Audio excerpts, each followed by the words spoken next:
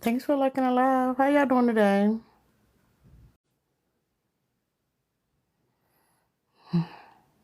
Thanks for looking alive. How y'all doing today?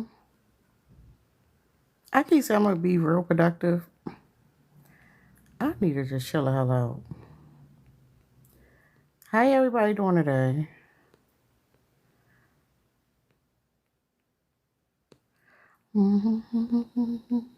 Just sharing it out. Y'all can tap the screen to share out the live. I appreciate it. Y'all at work? People at home? What's going on?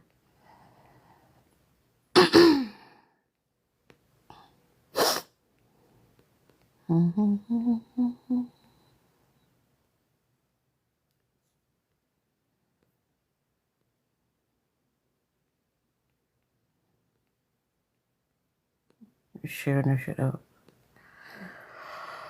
Oh, there we go. Let's see. Hey, my 2 cents. Hey, to do it. You say how you doing? I'm good. Oh, you work from home? I'm trying to find me a work from home job. I'm teaching and it's burning me out. I'm trying to find me a work from home job. I'm teaching and it's burning me out. I'm getting real burnt out. So, I need to do more networking. So, I'm getting real burnt out. So, I need to do more networking. So, let me change my background. You better see here. Finding a job in the social media area is crazy. I don't know if y'all been on LinkedIn, but it's wild. Like, you gotta be a content creator for fucking networking. It's crazy. Yeah. I like to go outside and be outside, but like, I don't know. It's interesting because my 2 cents, when I was younger, I was like, who gonna be in the house? Like, y'all always in the house. And now I'll be like, shit, I was tripping.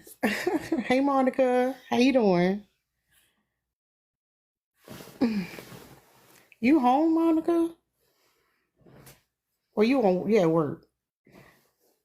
I be forgetting people be on live at work. When I'm at work, I can't. My phone just be for communicating with the school and parents. That's it.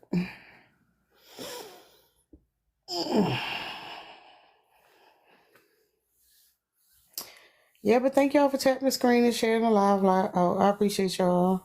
Oh, lunch break. Okay. Y'all need to bring this text down a little bit. I think it's fine. Thanks for the ping, Monica. Um.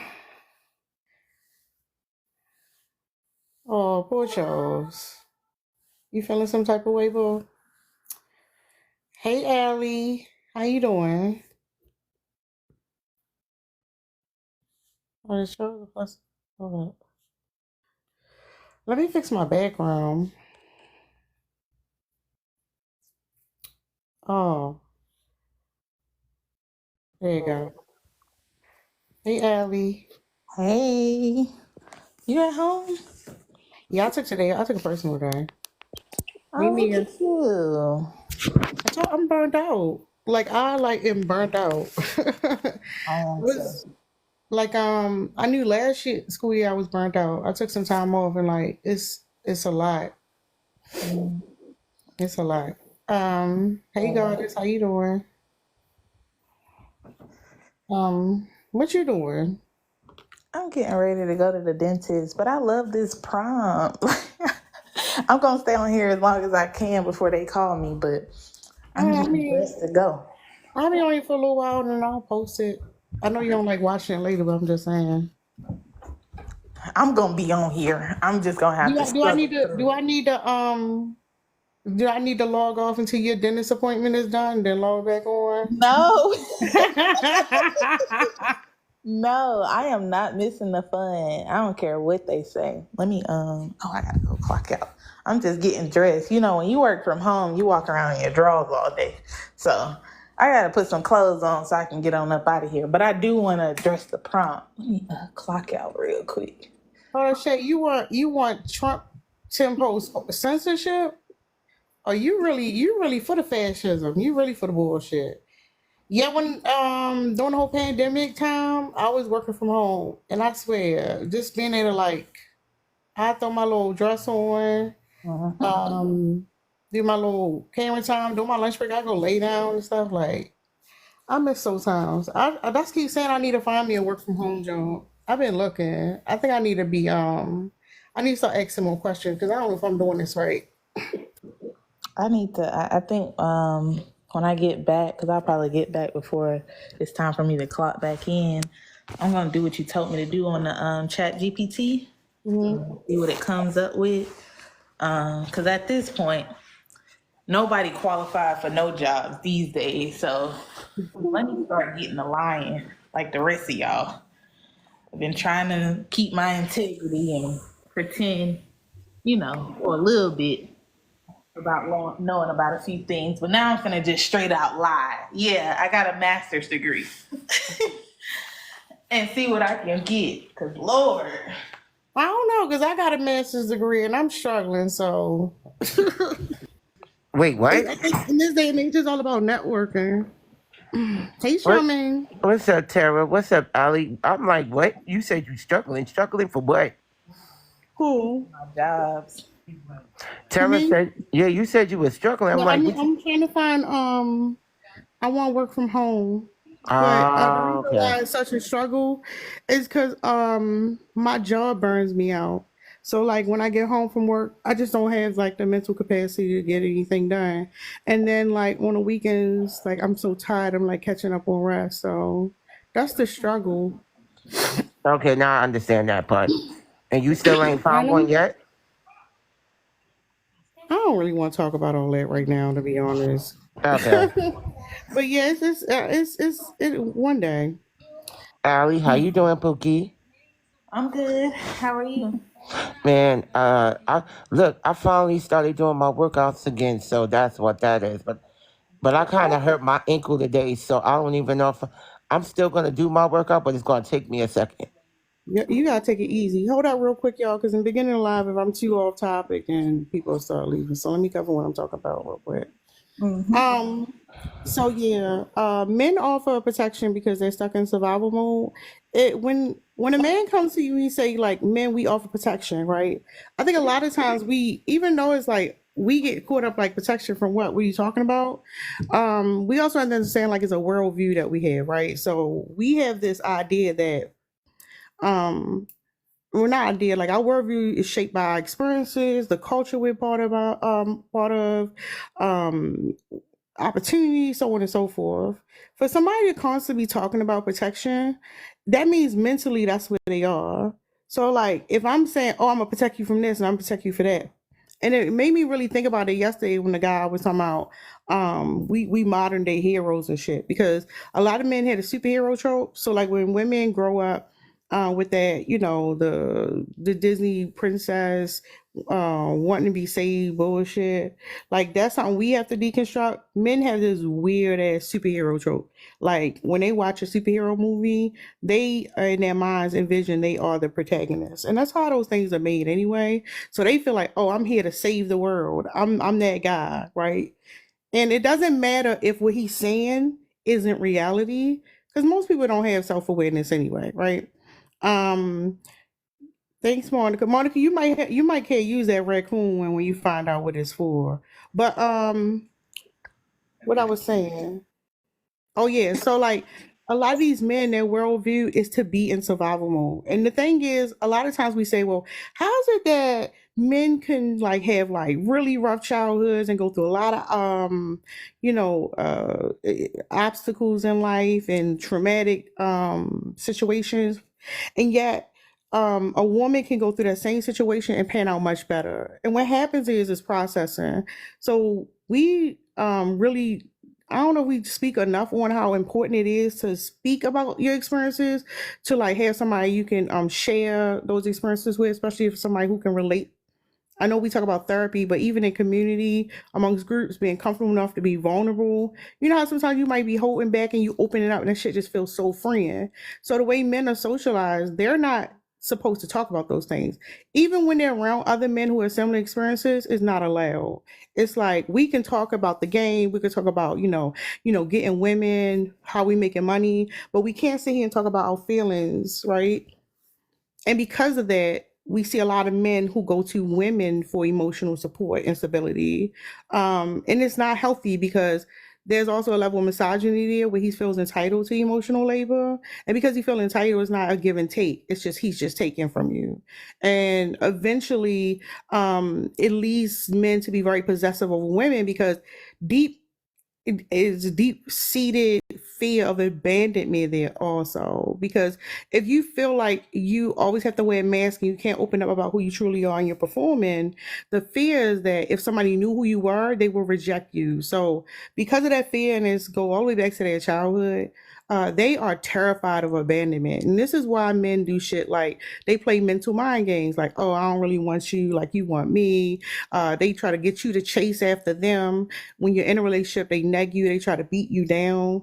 There is a multitude of things that we see men do, right? Besides even the men who are abusive, financially, physically, emotionally, to kind of like make you stuck so that you can't leave them. And this is why the conversation about men not actually caring about kids is so important, because for them, it's like, okay, if you had my child, then you're stuck with me. And it's annoying because they also use gaslighting projection. So they'll convince women, like in society, it's not even like this one guy. In society, men convince women that, oh, y'all just be trying to have children to attract men. But if we look around and see all the single mothers out here, we know that's not true. And on the back end, when you talk to a lot of other women who are single mothers, you realize what happens there in relationships with these men.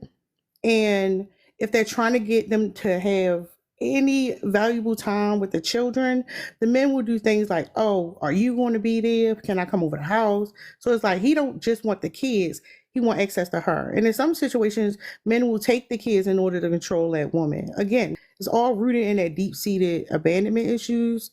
It's another reason why men, when they, especially in a heterosexual relationship, men put this persona on their partner that like, oh, that's like it becomes like a mother child relationship. It's so weird. But the thing we need to really consider is that if these men are walking around constantly in a state of fear, this constant state of survival, right? We don't realize it. We just say, "Oh, this motherfucker crazy. This is weird what he's saying." Yeah, we know might be dangerous, but that's what they thinking all the time. Like imagine let me not say that. Let's just say that when a man comes to you and say he's trying to protect, he is a dangerous person. He's a loose cannon because he is stuck in survival mode. And although survival mode for the person could be very detrimental, it could be also dangerous for people around them. Because if I'm in survival mode, I'm hyper vigilant. I'm constantly on the watch out. I'm constantly looking for what's going on, what's wrong. I can't live in peace and just be chatting up with you and building a connection. It's all about me trying to protect myself. That's what it is. It's not protection for you. I'm trying to protect myself. I need you to be in this relationship with me. I need you to help me higher my status. Because I need protection. I need the men to accept me. I need to be able to dominate, because if I can't, then I'm small, I'm weak, I'm vulnerable. Even the way that we define strength in our society is so fucking crazy how backwards it is. This idea that like, oh, a person who is, we think strong and muscular and guarded, that's strength, but that's actually vulnerability. And that's a defense mechanism. When you, what do we say? If you see a bear or something like that, you're supposed to puff up your chest and look bigger and scare them away. Literally, that's what they're doing. To real strength is to go in this place where you feel like you have to be vulnerable, you have to be open, and you not worrying about what the person could say to you. But in order to be able to do that, there's a certain level of healing that needs to happen.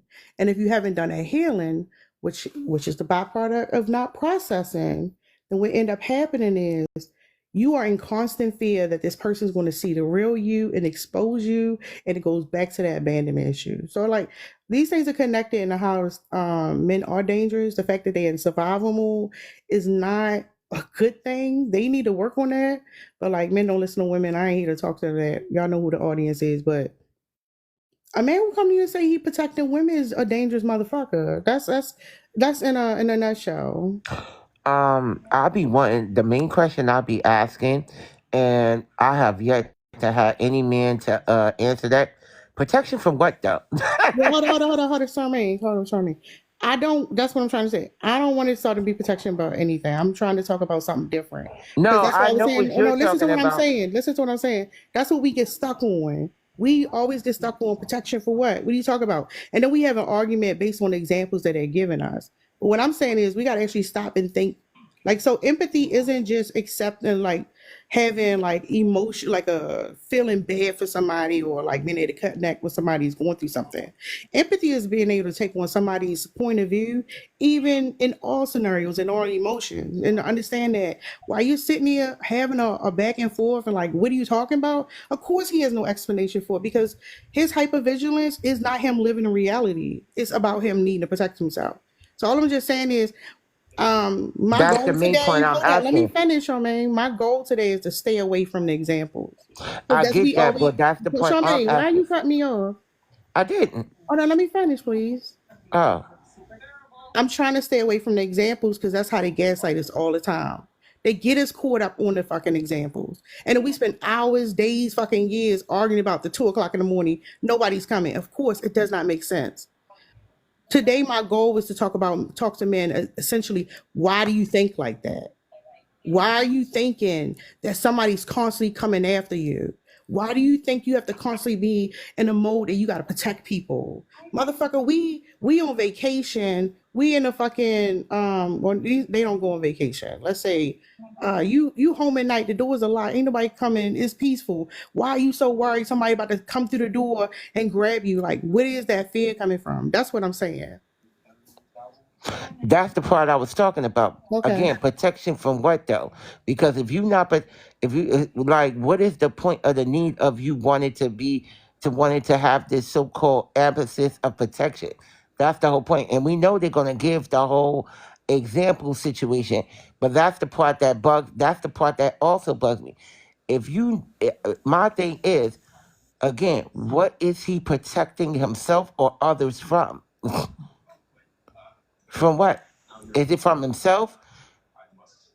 Yeah. That's Um, what I'm trying to figure out.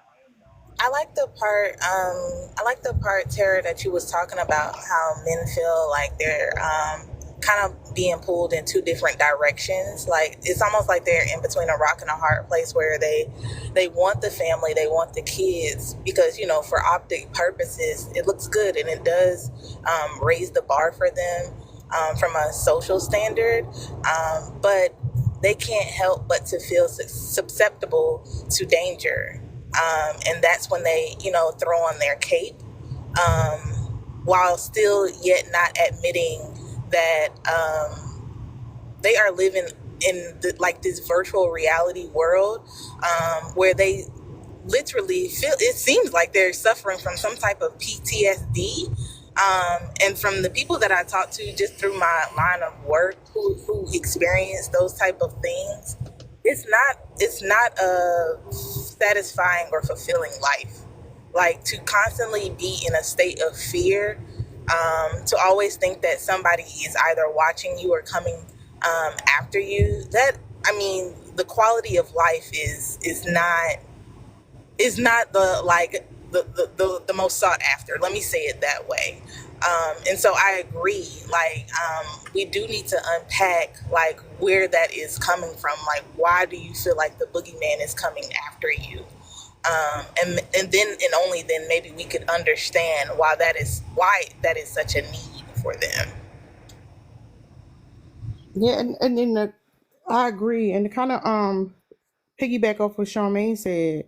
Also, it's like, why is this fear so pervasive in our society? Because when we see something reoccurring that often, there's a reason for it, and not that we need to solve a problem for men, but because women are subjugated by men, we need to know how they're thinking. We need to know how they're being programmed in order to protect ourselves. What's up, TikToker?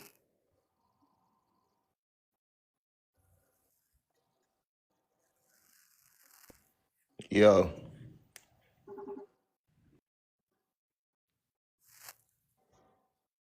Good afternoon. Yeah, you can mute up. I ain't calling you yet. Go ahead, TikToker. yo, hello, it paused. Can y'all hear me? No, it's, We can hear you. you can hear you fine. Oh, all right. So, we offer protection because it's in our nature. We're inherently stronger than you. So, if you were like a smart business person or a boss, you will put a person in their place. Like you will give them a role that better fits their attributes. So, with us being stronger, it only makes sense for us to be a natural protector by nature. So I think so, like, some people like go extreme with it, like they don't know how to do it, so they're still searching for how to do it in like a balanced way. What you mean they don't know how to do it? So some people might be, we all heard this term, overprotective, like it'll be like out of a place of maybe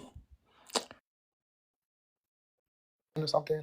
But I don't know, like you could be overprotective and you could just like do it the perfect way, like how I do it. So anybody looking for somebody, I'm right here. What's the perfect way though? The perfect way is how I do it. Oh, you don't want to share that? It's like sharing like my deepest secret. Okay. So who told you that it was in your nature? When I arm wrestled somebody in third grade, that happened to be a girl. I was like way stronger than her. And you was like, oh, this is in my nature? Yeah, cause I was like, I love all humans, so we need to protect the least the least strongest vessel, so we all can be like perfect harmony. And you was thinking that in third grade? Mm-hmm. So even like the fourth and the fifth graders who could whoop your ass, you like, oh, I'm the protector? Yes. Huh. Protecting what though? Because you're not protecting that girl you arm wrestling. So who was you trying to protect?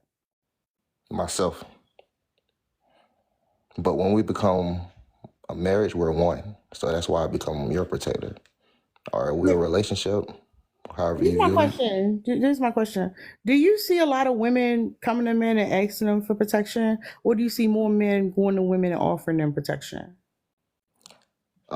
I would say it's more women asking for protection.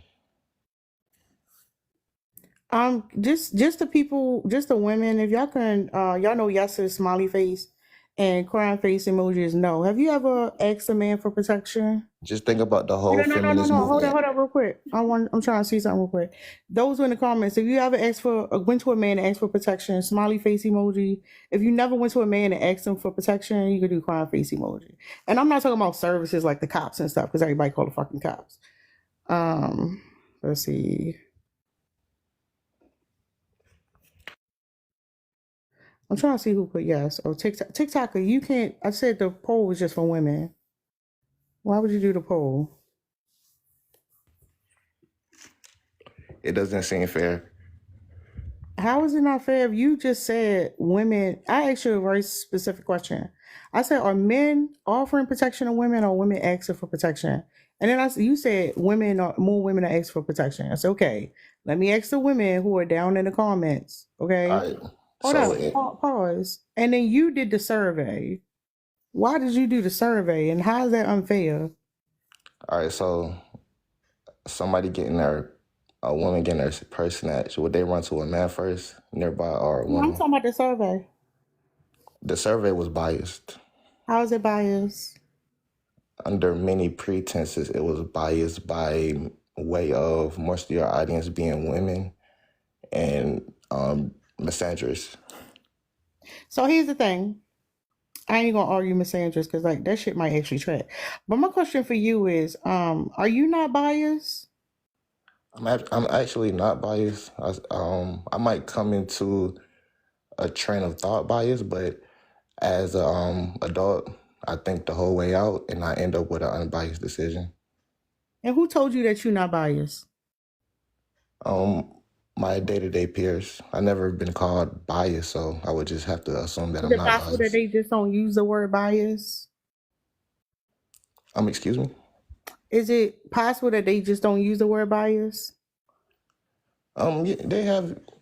Yeah, it's a pretty common word. So Also, do you know what confirmation bias is? painfully unsmart is not true. No, we're not talking. If you want to talk to the comments, you can go down the actual question. Confirmation bias. Yeah, what's confirmation bias? I'm not sure what that is. So, is it possible that the people you hang around, y'all have like you connect with people with similar views as yourself? Nah.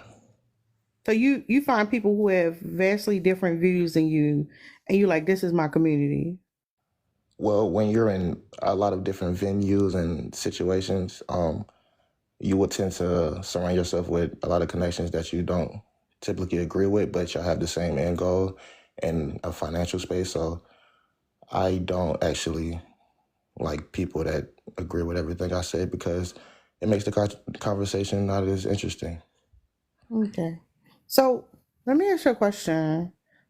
So the whole protection thing, how how often do you feel like you need to protect yourself? Is it like on a monthly basis or weekly basis? Is it something that occurs every day, throughout the day? Protection is, well, you can plan, protect, like you don't have to just be on the guard all day. That's what So I'm asking you, for you specifically, like how often throughout the day do you feel like you need to protect yourself? 24 hours. And what are you protecting yourself from? Like a scenario that's like running through your mind constantly that you're protecting yourself from. There's no scenario, but we all have the inevitable thing of becoming unalive. So you want to prolong your life in the best way you can, right? So, when do you feel safe? Like what this one place you go to, you like you could just like let your guard down. Good question.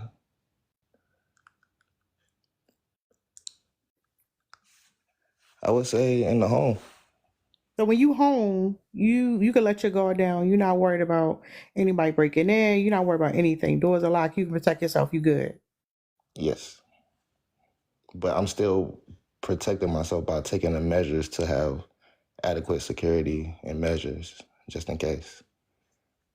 How would you feel if you didn't have those measures? Let's say you was in a home and you didn't have anything to protect yourself. You didn't have whatever devices you got set up. How would you think you feel at the end of the day? I would be paranoid. It depends on the situation. If I'm just there on a whim, like I got dragged there or a mutual friend, we ended up there, I would kind of feel paranoid. And um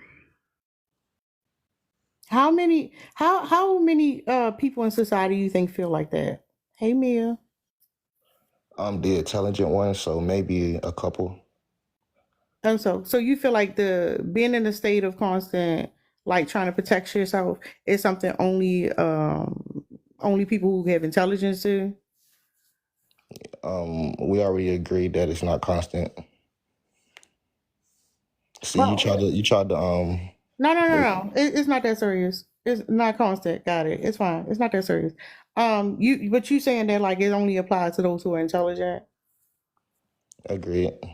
And how do you like measure this intelligence? Like, what do you mean? How do somebody know they one of these intelligent people? That's for their life to show out, I guess. It's not for me to How say. do you measure for yourself?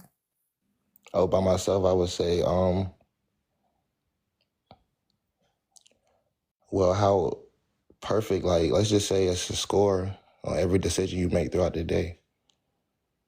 I'm like at 100%. on a bad day. So the average person would probably be 50%, 30%. Probably just let the day take down. I take on my day. So let me make sure I'm clear. From your perspective, anybody who's not taking these precautionary measures, it's not that it's because they lack the intelligence or the know how to do it. Is that what you're saying?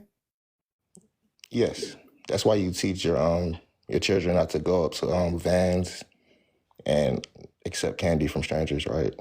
You have to build their intelligence as well. So protecting yourself is a way of keeping yourself alive. So let me ask you one other question. What's the point of living? To enjoy it. And can you enjoy life if you are if your protection is always in the back of your mind? I feel like it becomes to a point where it's not like a detriment. It's more so like, yes, I feel like I'm protected, so it's more of a relief. All right, so you say you took on this mentality back in third grade, right?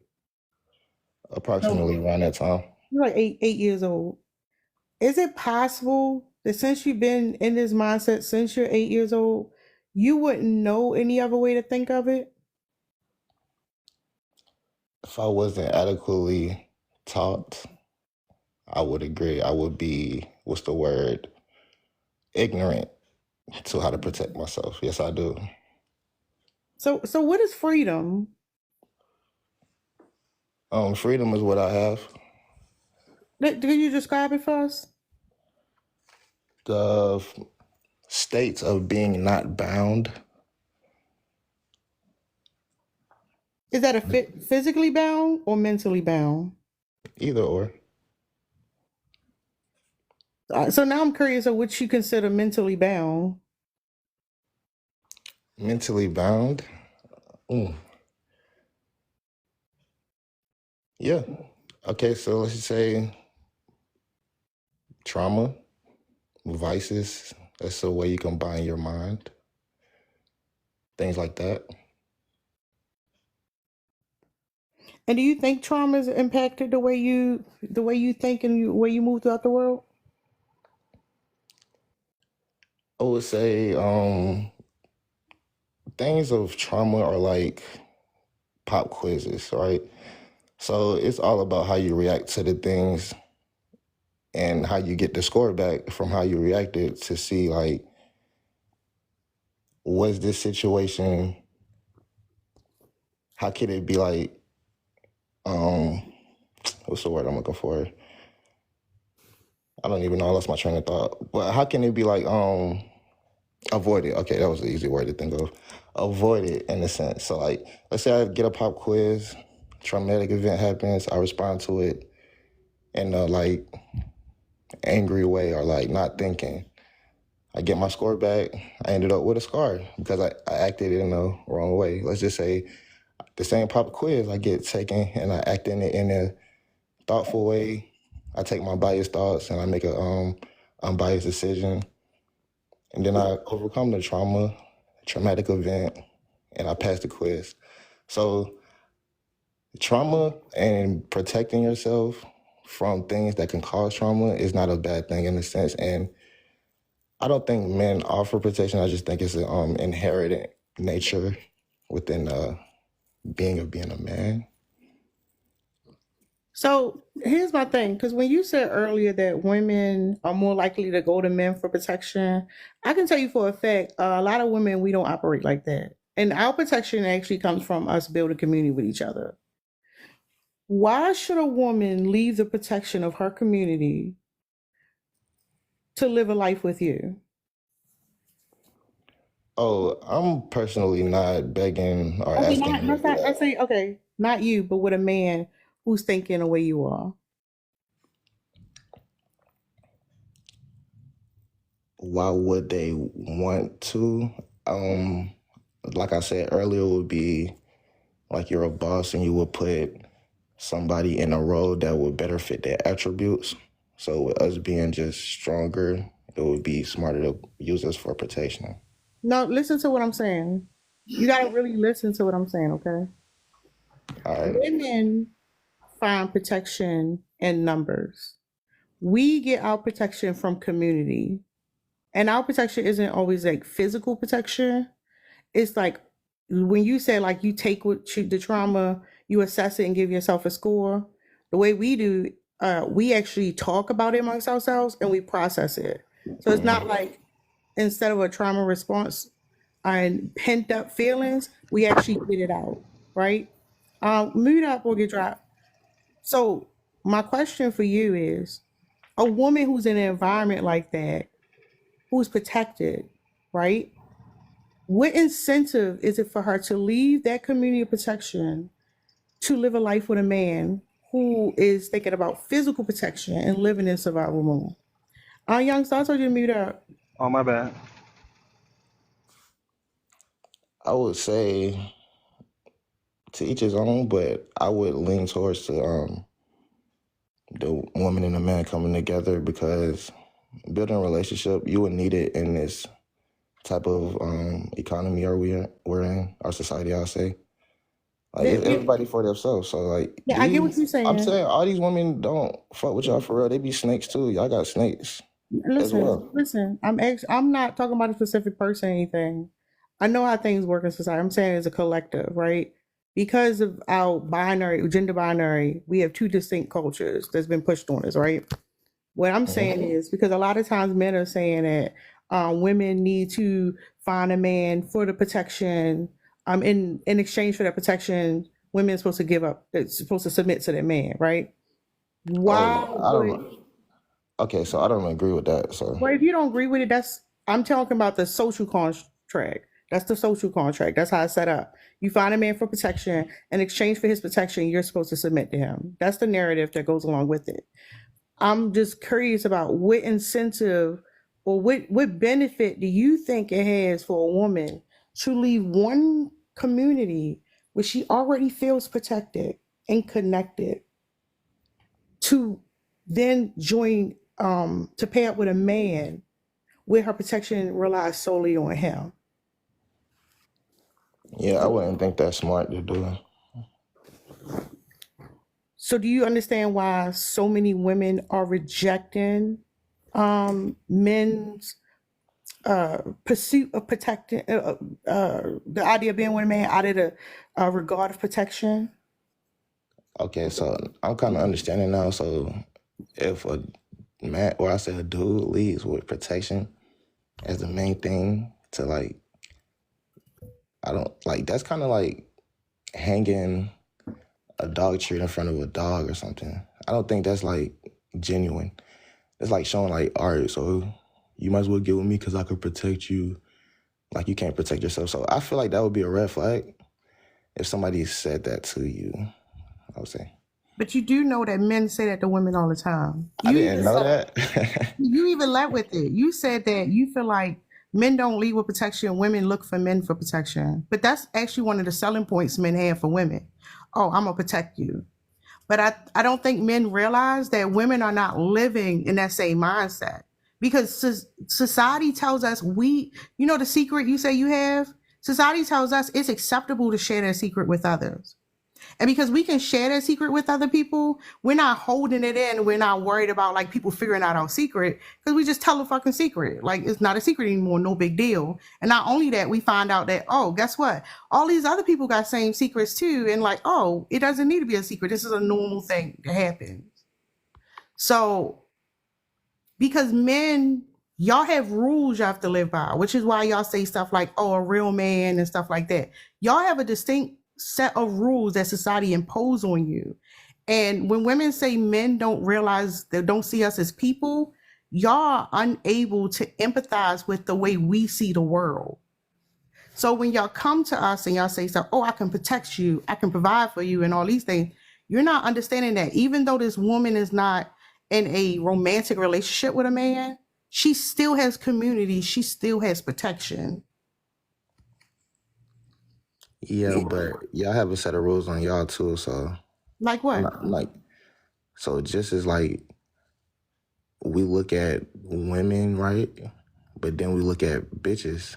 So it's not like y'all don't have it's not like y'all don't have social constructs Hold up, amongst each other. sir, because you being hella disrespectful. Like, don't do that. Don't do that, okay? I What I don't. do? No. You can talk that amongst your like friends and shit. Don't do that up here, okay? But here's the thing. Oh, No. Pause. Just listen. You admit that there's different sets of rules, no, and I you think we have talk, the and same I'm exact rules. huh? I think we have the same exact rules. You think that expectations for women is the same expectations for men? When you're talking about like a character standpoint, right? Period. Like I'm trying to figure out what you thinking. Yeah, from a character standpoint, yes. So there's no difference between men and women, is what you're saying? Because that's what I'm hearing. Not that much of a difference. So what's the selling point for men then? The selling point is just one is attracted to the other one is attracted to the other one. So it's an equal selling point amongst both parties. One is not more than the other. We're both just human. Now I'm just curious. It's interesting because I know you believe in the whole provider protection stance based on what you said. I said that, all right, to elaborate on that, because you kind of didn't quote me right. I never said women come to men for protection. I said by nature, the men is already stronger. So it would be smarter for them to do that if they wanted to use them in some sort of role or anything. So, all right, let's go back 2 minutes ago. Do you understand the aha moment you had a second ago, or is it lost? I just lost. Okay. What's up, Sagittarius? Hey, how y'all doing? I'm good. Okay. I really love the protection conversation because it gives women, our time to shine. So one thing I always tell people, like if you listen to or read certain like pop culture things, you actually learn a lot.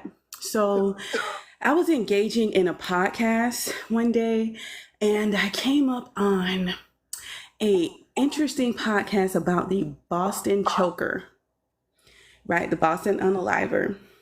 So during that time, what women did was they actually went to other women for protection.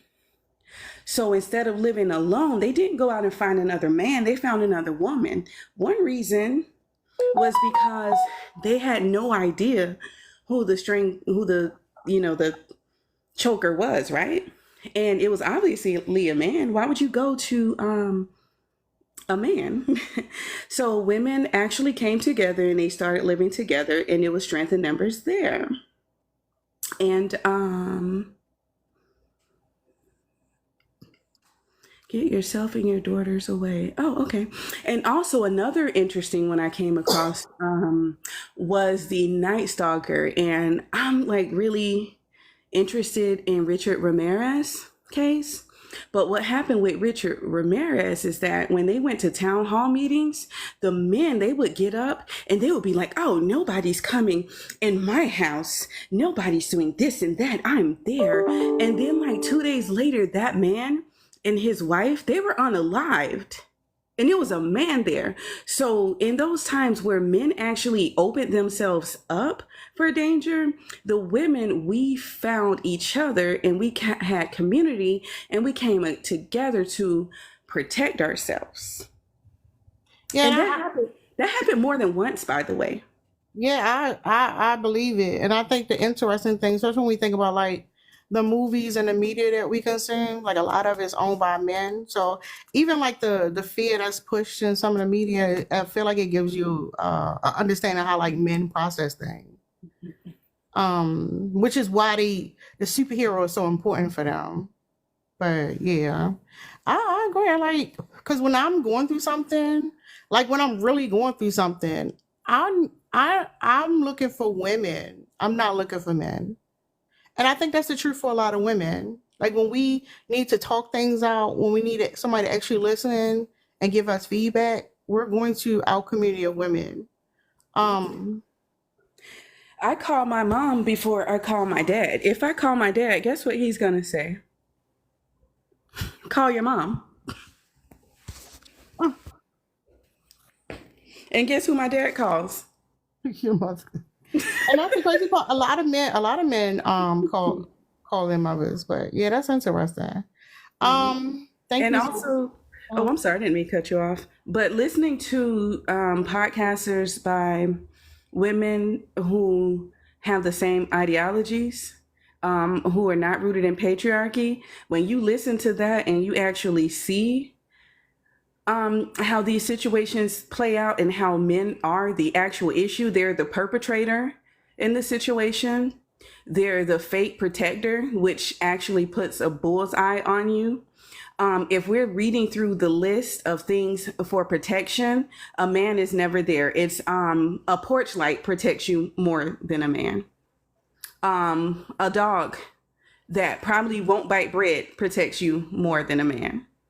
Yeah, and that's what I was saying in the beginning. I feel like it's real important for us to understand that it's the worldview that we need to that we should really be digging into, and not the examples, because that's another way like men gaslight us with the examples, trying to make. So it's like they have these thoughts, these irrational ass thoughts in this constant state of fear they live in. I'm not saying fears aren't there, and a lot of times they put themselves in a position of fear, but the fact is, like, they are, what they're trying to do is like bring you into that thinking, and you like, well, that don't make sense, that don't make sense, and you argue about that instead of just saying like, well, why do you think like that in the first place? Like, what's motivating you to like always be afraid of somebody like come to cause you harm? And a lot of times it's like, I think it causes physical harm, but I think like what a lot of them aren't understanding is that it's mentally something that they are afraid of being exposed. But yeah, I agree with you.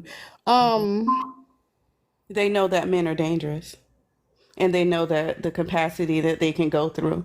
It's some sick but people. that's what, hold up, no, Cedric, that's not what I'm saying. Oh, I'm sorry. No, that's what I'm saying. Because the argument always goes there. Like, yeah, we know that other men are dangerous, and a lot of shit they say is bullshit. What I'm saying is, the whole conversation about the men being dangerous and I can protect you and I can do this and I have this, all that is deflection. All of it is deflection. What they're really afraid of is being exposed. Something deeper. Because remember I was talking about like how men are taught to mask, and like how men say they like, oh, I can't be vulnerable, you're gonna make fun of me. That like when you haven't processed your insecurities and your fears, your biggest fear is being exposed and somebody seeing it. So like they're constantly worrying about putting this persona out, and then we get stuck on like, oh yeah, you hyper vigilant and all that. But at the core of it, what they're really afraid of is you seeing that the trope, the persona that they're portraying isn't them. And they don't feel the strength they're trying to pretend they have. And the example, I don't know if he was here earlier, the example I was saying, like, they say that when you see a bear, you're supposed to make you put your arms up, puff your chest up, and look really big, and like growl, just try to scare the bear away. We know that bear can whoop your ass, but you're doing that to protect yourself. So the whole persona of a man being strong and the tall and all this shit they put out there is literally a defense mechanism. So I get the conversation, but I think I guess for me anyway, my curiosity is like, what does this look like on a day to day? Like when I'm sitting here and I'm just talking, what's happening with you? Because we see too many crash outs and men who are hiding stuff to like not understand that they're living in a constant state of fear. Yeah, I can agree. I mean, I understand what you're saying, and correct me if I'm wrong, because sometimes I think like this as well. Like it's like getting to the root of it. Like what are you really projecting, right? Like what are you really hiding, I guess. Yeah. And like I said, it's a childhood wound. Literally, it's a childhood wound. Young boys are told they're not supposed to behave in certain ways, and they're not supposed to have certain feelings. So even when they're alone and nobody's around, they're policing their fucking thoughts. They're policing like their mannerisms, to the point where like the reason why the substance abuse or risk-taking behavior is so higher amongst men is because it's hard for them to just sit and be with themselves. Because like if your fear is yourself, Like if you're afraid of yourself, how can you know peace?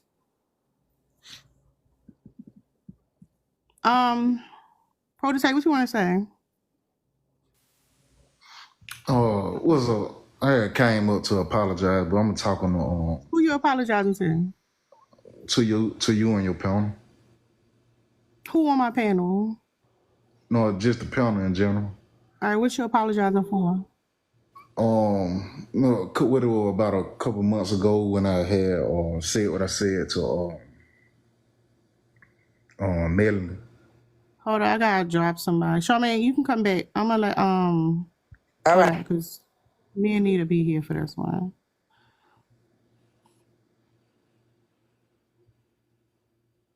Hold up real quick. Can y'all I'm looking for what's that, 4 more subscribers. I'm gonna match the other 4. If y'all can subscribe, support the live. Go ahead, Mia. Yeah. Hey, y'all, because I want to be up here for this apology. I want to be up here. So let me Okay, go can on we? mute so I can hear it. But can we get a screen recording because the person who was hurt, she's not here. No, he would have to do not a screen recording. He would have to do it formally. But like we're gonna Okay. go ahead, Prototype.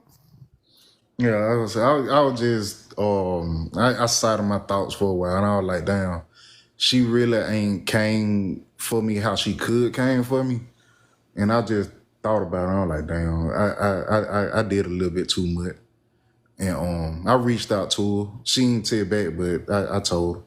What did you tell her? I forgot the exact words, but I told her like, she ain't really ain't said nothing wrong, and I apologize. But I forgot it was a little bit long, but I forgot the exact words. Why do you think you said what you said? Because I felt like I wasn't being heard for what I was trying to say, and I felt like no matter what I said, it was getting misconstrued. Prototype, is this your community over here? Or is this Melanin's community? Melanin. Well, both. Well, I wanted to be mine, but it's preferably melanin, I guess. So, do you understand how it's a problem when you coming over to Melanin's community and feeling upset because you can't say something that she's saying is problematic? Say that one more time, Terry. You were saying some problematic shit. That's why she's calling you out. And then you got upset because you couldn't say something that caused harm. She basically was putting a muzzle on you because you needed one. Yeah, that's why I said I sat in my thoughts and I processed. I was like, damn, she really ain't said as much as she should have said. You know what I'm saying? So I side with it. Like when we be in these conversations, we don't really just hear each other out as much as we need to. You know what I'm saying? But like when stuff like that happen to me, it replays in my mind. I was like, damn, I'm wrong. I'm wrong. Mia, you want to say something? Yeah, I think I would have to go back and look at the DM, but it was heavy in misogyny and colorism, and that was how I felt, and I felt No, it it was was. some. Yeah, no, yeah, oh yeah, yeah. I couldn't remember verbatim, Sarah, exactly what you said, but I know that's how it made me feel, regardless of what the words were. And then I thought it was interesting that you sent it to me, a light skinned woman. I thought she was trying to triangulate us. I thought He that it was was. just what you said, Sarah? He was. Yeah. Oh, you ad libbing to add. I'm like, I'm wait, Sarah, am validating I saying? you. I'm Yeah. just I was like, validating wait. you. But but yeah, so I was highly offended and upset. Um, it was fucked up, prototype. Like, what the fuck was you thinking? Like, it was beyond just us not understanding. Like, you wanted, like, you dug deep down in the pit of your stomach to say what you said, and I felt that through the words. Like, it was violent. It was violent. It was uncalled for. So I don't know what you was thinking, but I've been praying for you. She hasn't. You don't think she forgive me? Um, Oh, let I me don't know explain why. this real Hold on. quick, I Sarah. don't know why forgiveness would be your concern right now. Yeah, and the thing is, when it comes to forgiveness, Y'all gotta lose the church version of forgiveness that your grandma told you, because ain't nobody stupid. Forgiveness, I'm sure she let it go. She done moved on with her life. But that forgiveness don't mean that everything is all in well with you.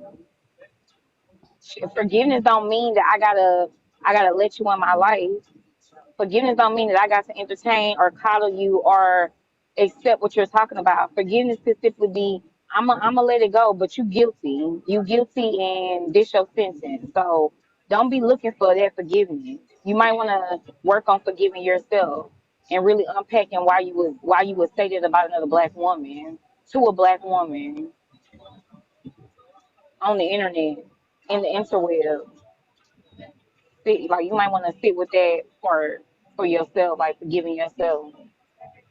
Yeah, and I think I honestly think this is the end of this conversation. Maybe see if Melanin want to talk to you or confront you, and if you can stand it.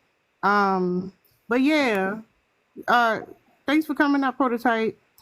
We gonna move on now. Amen. What's up, Mel? Hey, Lynn. Hold up, real Good quick. Can afternoon, y'all ma'am. tap? Hold up, pause. Can y'all tap the screen? I bet, Monica. Can y'all tap the screen, share the live out, support the people in the, well, not the ops, but y'all know the usual. Support the people on the panel. I got my own live goal, and I'm looking for subscriptions. Support the live, y'all. Go ahead, Mel. You can Oh, respond to the hold on. prompt. What you Hold say, on sis? before Mel go. I meant to send you that corn, Tara. Don't look at me as the op. I meant to send you that corn. No, it's cool. We gonna be ops at some point. That's healthy. Go What's ahead, wrong with Mel. me getting some corn though? Sorry, no, so don't worry about all that. Go ahead, Mel. I was wanting to respond to what you were saying earlier and respond to your First of all, prompt. can you tell And us if you don't mind, just at first, could you tell us if you agree or disagree with the prompt, and then you can respond.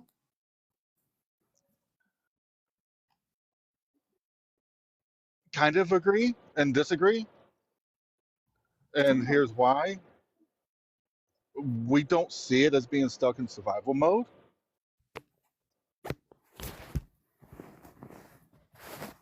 It's The- interesting that. And Okay, go ahead.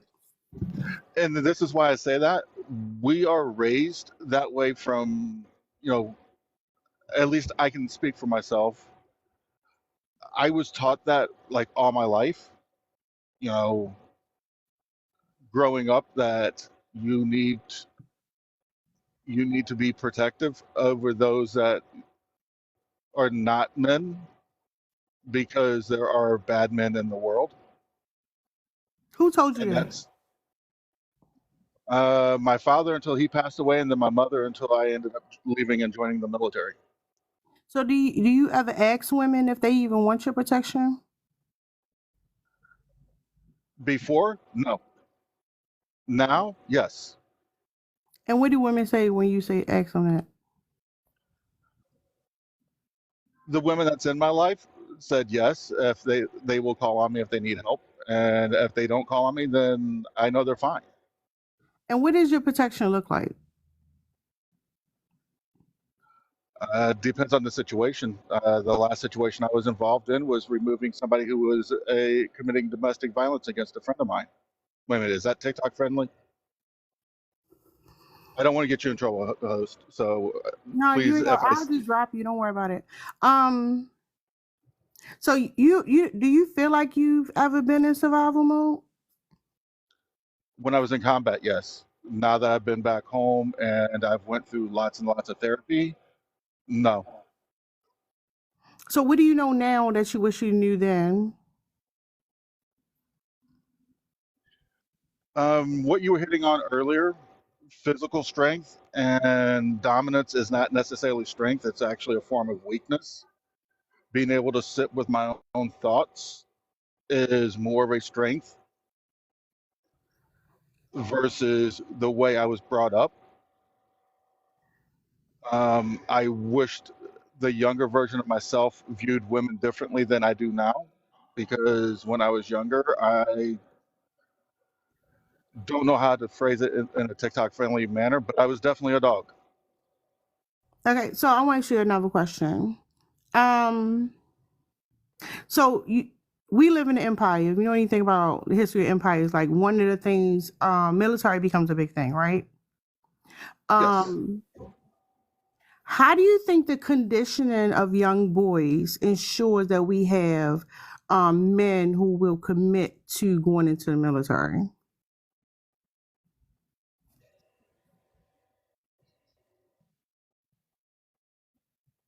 I really don't know how to answer that question, because the mindset that is needed to be able to deal with being in the military for more than 4 years is, it has to be something that's in that person.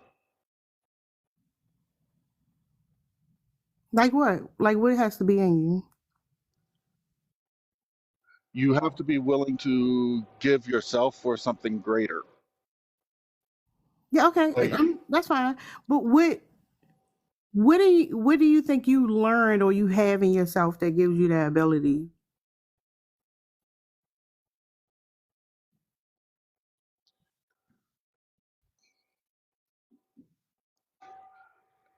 to me, it was an issue of, I didn't want friends of mine to go into combat that have not been prepared for it or trained for it. So I would rather sacrifice myself versus having them go. So what's different between you and your friends? Training, mindset, Okay, I want to focus on the mindset. What's different from your mindset versus your friend's mindset?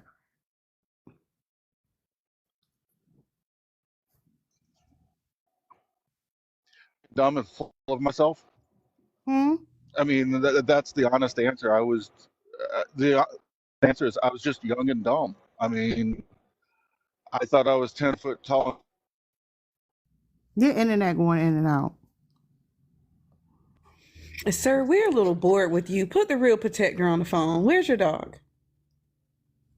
His connection. We'll come back to you, Mel. Your connection fucked up. What's up, Mel? Your connection back? Yes, ma'am. So you say you was dumb. What made you dumb, sir? Just, I didn't have any real life experience at But that you point. had knowledge though, right? Even if it was stupid knowledge, you still had knowledge. What I, made you dumb? I had book knowledge. Huh? I had book knowledge. So you was dumb I with had book book knowledge. knowledge? I just, So are you comparing like book knowledge to like instincts or something like that? You being real vague. I'm comparing book knowledge to actual intelligence. You know, you can learn everything in a book, but if you can't apply it on the streets and in real life, it doesn't matter. So you was dumb because you had book knowledge. But I'm still curious about what you think was different between you and your friends. Because you said you was dumb, so they was smart, and you feel like only dumb people need to sacrifice themselves? No, it's like I said, it's just a different mindset. It's one of those things like, I thought, I really thought I was 10 foot tall and bulletproof. I thought that my friends that went off to college were doing something different. And I saw that this is what I trained for. So I would So rather be the one to you felt like go. you was stronger than your friends. Physically, yes. So Emotionally, no. yeah, no, I mean, of course you was jealous of them, and you made up in your mind, I'm better than them, and I'm doing this, and they're not capable of doing it. We got that.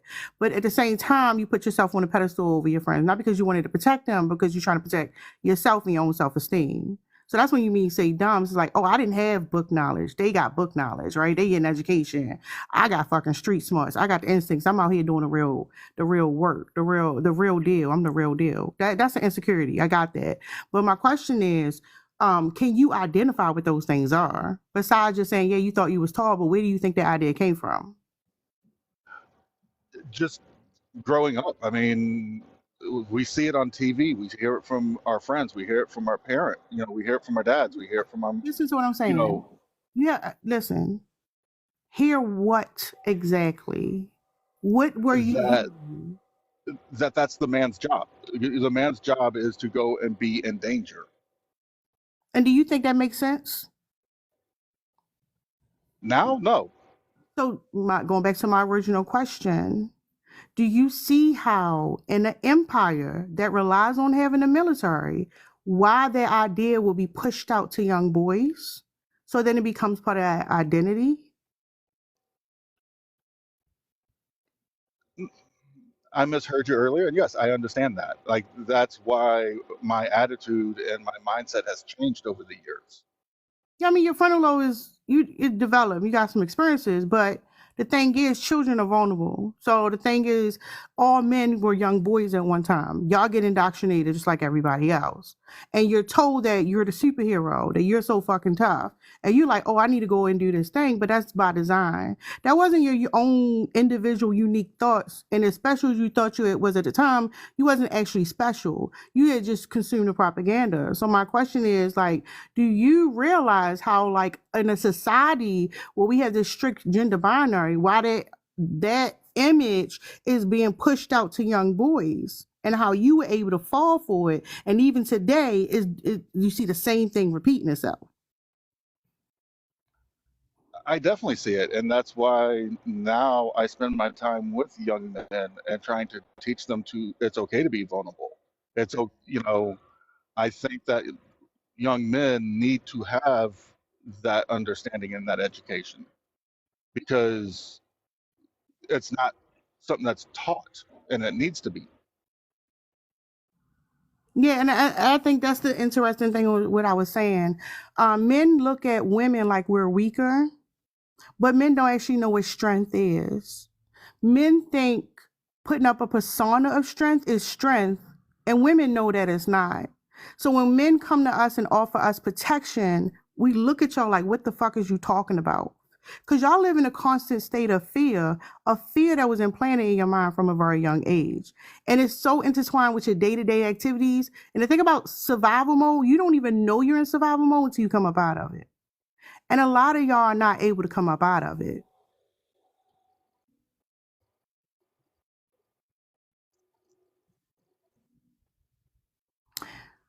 What's up, youngster? Hey, how you doing? To that last question that you just said, that Real, last real statement you quick, just real made, quick, real quick. Do you agree or disagree with the prompt, sir? um, I kind of agree. In some ways, in a lot of ways, I kind of agree. Um, What's the apprehension?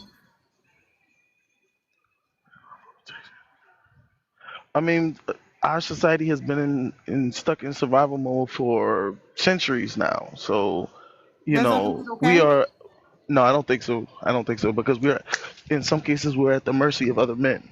You know, like you said, if they can be impressionable on the young mind, they will do that. Society will do that to the impressionable of the younger mind because they know they're trying to get results All right, before you from them. before you go into all of that, what was you said the last comment? You had something you wanted to say on? Oh God, it slipped to me just now. What was your last statement? I'm so sorry. It's fine. I don't know. It's okay. But I think you hit home with a valid point on your last statement. If I could initially remember what it was, but I'm not gonna stretch my brain that far today. No, it's So fine. But I've been hitting home the whole time I've been up here. hey, I don't doubt that a bit. I've been hearing a lot of what you've been saying initially. So um, all together, you know, to get people to change their mindset, and I wanted to say that earlier. Hold on, you Just say because you have people. book smarts Hold doesn't up. mean you're intelligent. Hold up, real quick. When you say people, what people are you referring to? I'm talking about in general, just everyday people in America initially, because I'm asking because um, hold on real go quick. ahead, I'm go asking ahead. because my background specifically points out men. Are you saying men and women or all people? Well, okay, I can stay on that reference. I'll say men of America in America aren't as in could be knowledgeable as they should, as they could be. Um, a lot of us get our information from fathers, uncles, friends in the street, you know, based on what protection look like you're saying initially. And then when if the ideology of saying to a young man, "Hey, granddaddy went to Vietnam" or something like that, they look upon that to say, "Okay, am I gonna do that for myself, or am I following tradition?" Because some people do that as tradition. Some people do that in a space of, well, granddaddy did it, I'm gonna go do it because he got the benefits out of it but don't necessarily know how that may effectively cause you trauma. It may effectively cause you mental damage. Making sense what I'm saying? Yeah, I get it. That's a problem with men. Y'all don't have your own identities. No, you don't. I You agree. find the most what you perceive as the most masculine man, and y'all pretend to be him, which is dangerous. And there's a Yeah, I reason agree. why y'all so sensitive. The reason why you're so vulnerable is because that's literally a mask. You're not But being your I true agree. authentic. Hold up. You're wearing a mask, so you essentially are not being your true authentic self. And because you're wearing a mask and doing the like uh the crucial stages of development, especially in the Hmm. adolescent years, Hmm. because you've been trying to pretend to be somebody so much, Hmm. you are terrified of somebody seeing the real you because you're afraid of seeing the real you. Okay, so I would and that makes sense in a lot of ways. No, I think I it's remember facts. what the Hold up. I Just making sure you know. If I said something, it's facts. But go ahead. well, I mean, are you a therapist or you like a No, licensed no. psychologist or something? No, my name is So, Tara, and if I said it's facts, but go ahead. okay, so that was the last statement that I was going to say to your point, what you said earlier. You just said it again too, just now too. God damn it. It's fine. You can take some time to get your thoughts together. All right. I'm about to do open panel at All right. the last couple people speak. What's up, KGR? What's up, Tara? I'm so sorry you're having to deal with these men. No, I'm looking for information today. It's cool.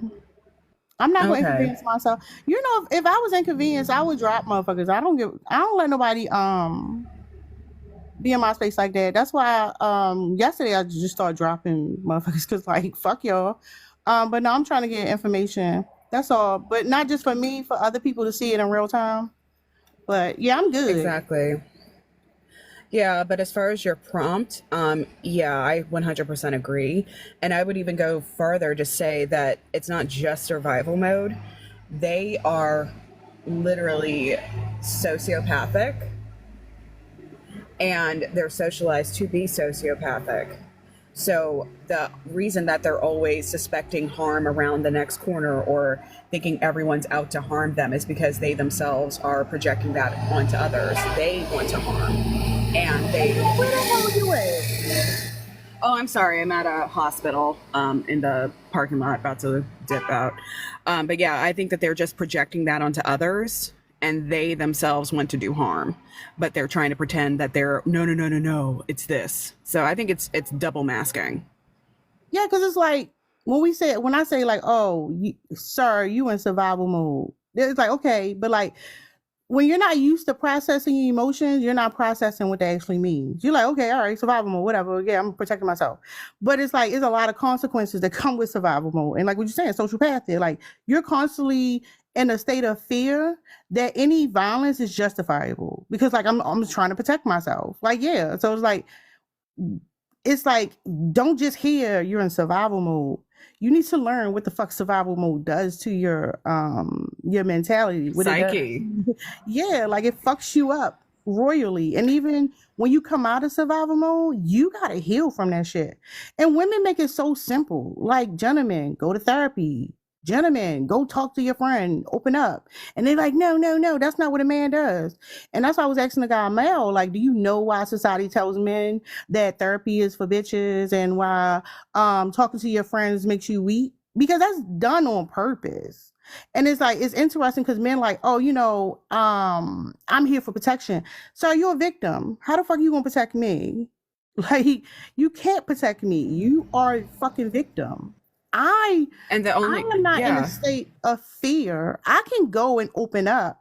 I can expose myself and somebody say, oh, I remember you told me this and this is, but I don't give a fuck. Like, I process it, so it don't matter. But you can't even admit it to yourself. How the fuck is you supposed to protect me? You feral. But on top of that, think about how like survival mode, like when we deal with like, victims of, certain types of violent crimes, right? Or VCs, right? You have to literally retrain your brain to not automatically respond. Constant trauma, constantly living in survival mode causes serious health issues on top of everything else, as well as like just mental disorders in general. You don't just, oh, well, I'm out of it, so I'm good. Oh. It's like, no, MFer, you're actually far more dangerous now because there's no leash anymore. And when they're off the leash, that's why they become how they are.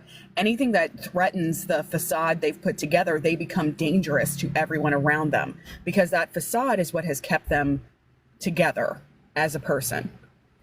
That facade is what has allowed them to navigate society.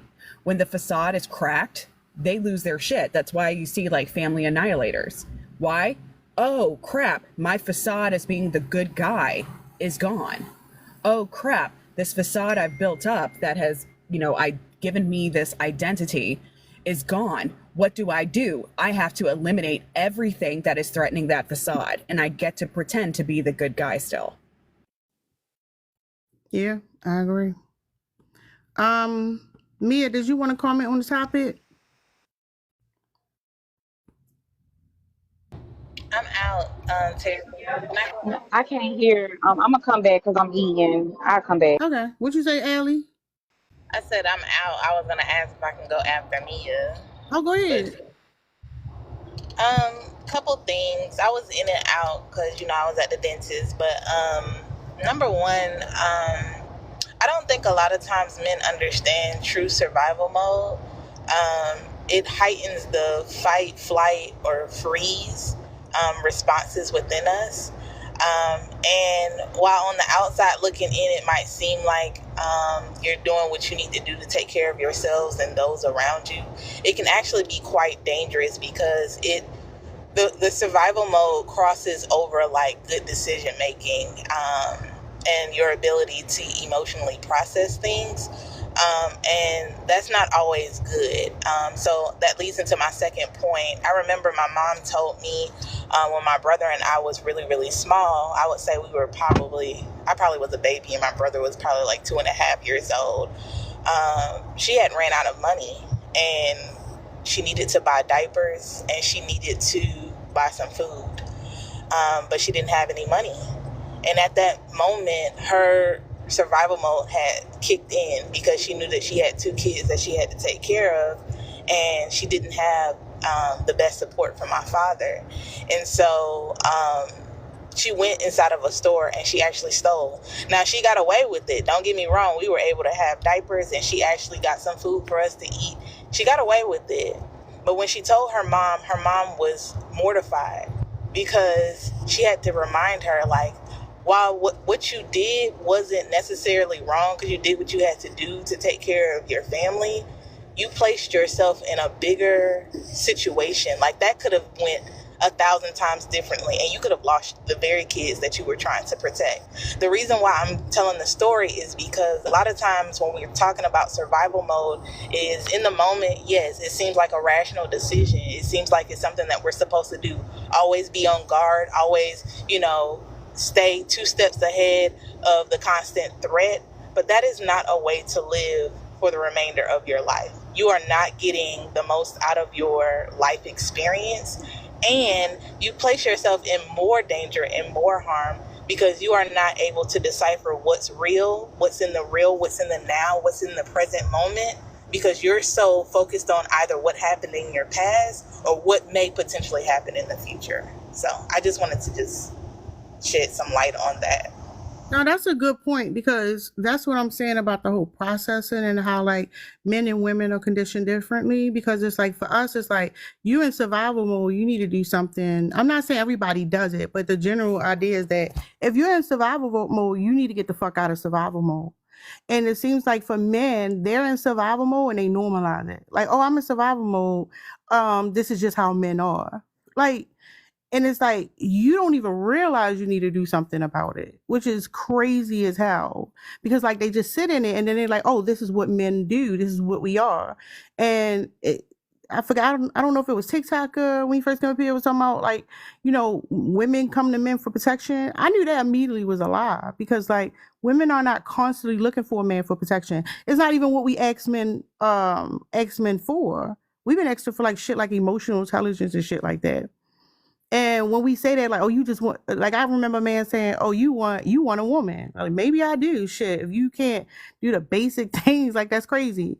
And it's like, when you are in survival mode, it's hard for you to listen to what a person's even saying, because you're constantly in your mind with racing thoughts. And we see it all the time when somebody's like, they're so ready to talk. They're not listening to the conversation. They don't know what the fuck going on, because like they got to get their shit off. They got to say this thing because like nothing else matters. You're literally trying to protect yourself. You're no different than an animal in the wild. And it's like, it's interesting when you see people who like literally have experienced trauma and they just like normalize it. But y'all, the panel open. Yeah, it's a real scary thing to be in, but if that's all you know all your life, you can't help but to see life that way for the remainder of your days. And people start to get real comfortable with that thing, and it's not something that we should normalize.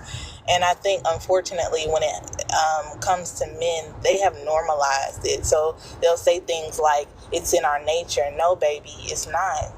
When you were a young boy, you did not have to worry about having pew-pews around the house. You didn't have to worry about, always constantly being on guard. When we were kids, for most of us, I won't say all of us, I might be speaking from a place of privilege, but for the majority of us, we were able to be kids. You understand what I'm saying? Like, and even if we had slim to little responsibility over maybe our siblings or other family members, we were able to enjoy being a child and staying in a child's place, as they would call it. But unfortunately, things turn left when you are placed in a situation where you constantly have to be in that fight, flight, or what's the other one? Freeze type mode. And people fight, freeze, or fawn. Yes. And people don't like feeling vulnerable. People don't like feeling exposed and open, more specifically men. And so they will do whatever they need to do to not feel that emotion. And that's why I keep talking about this emotional wheel that y'all need to like familiarize yourself with, so that you can understand how you feel in that very moment. It might not be that you feel vulnerable. You might just feel scared. You might just feel like, disappointed. I don't know. It could be anything. It don't necessarily have to just be vulnerable. But it does take vulnerability to actually open up and admit that. And I think when you say like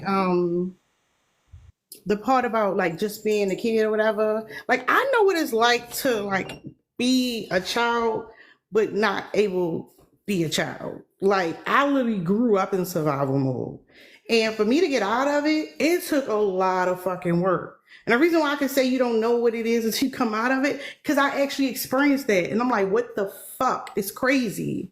And it's like, at the end of the day, I knew it wasn't healthy, and I knew I needed to do something about it. The problem with what a man is in our society is men are actually defined by being in survival mode. So not only are you not strong enough to mentally like reject this persona that's been pushed on you, it's being pushed like, oh, this is healthy. Men are supposed to be like this. You're supposed to you're supposed to go to the gym and work out and be strong. And it's not a health thing for them. It literally is, I can protect myself. And that shit is damaging as hell.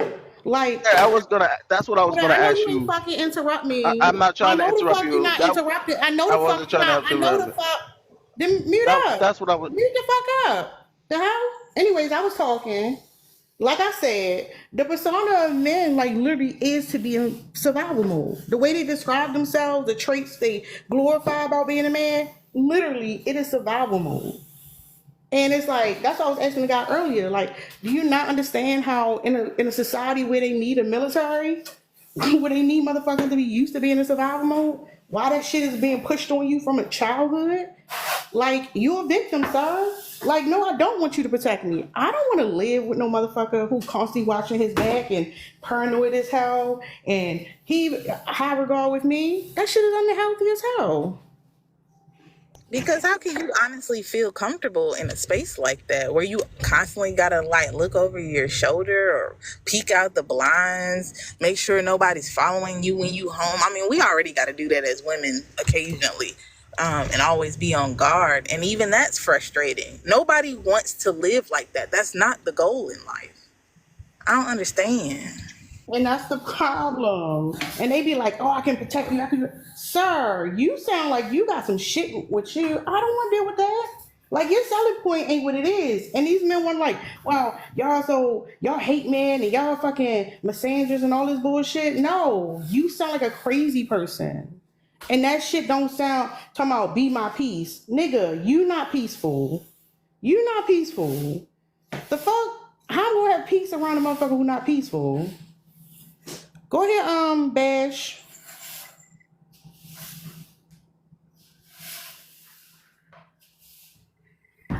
What does society look like without that, though? All right. I'm What I'm gonna saying, just drop there we you. go. Listen, sir, I don't know who the fuck you are.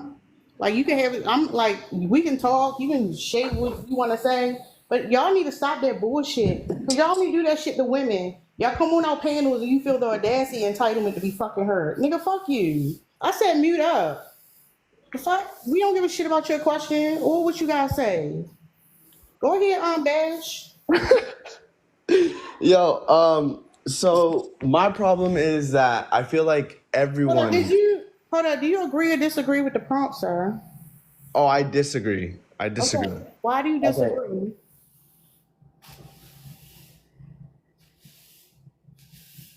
You muted. Oh, damn. Oh, damn, my bad.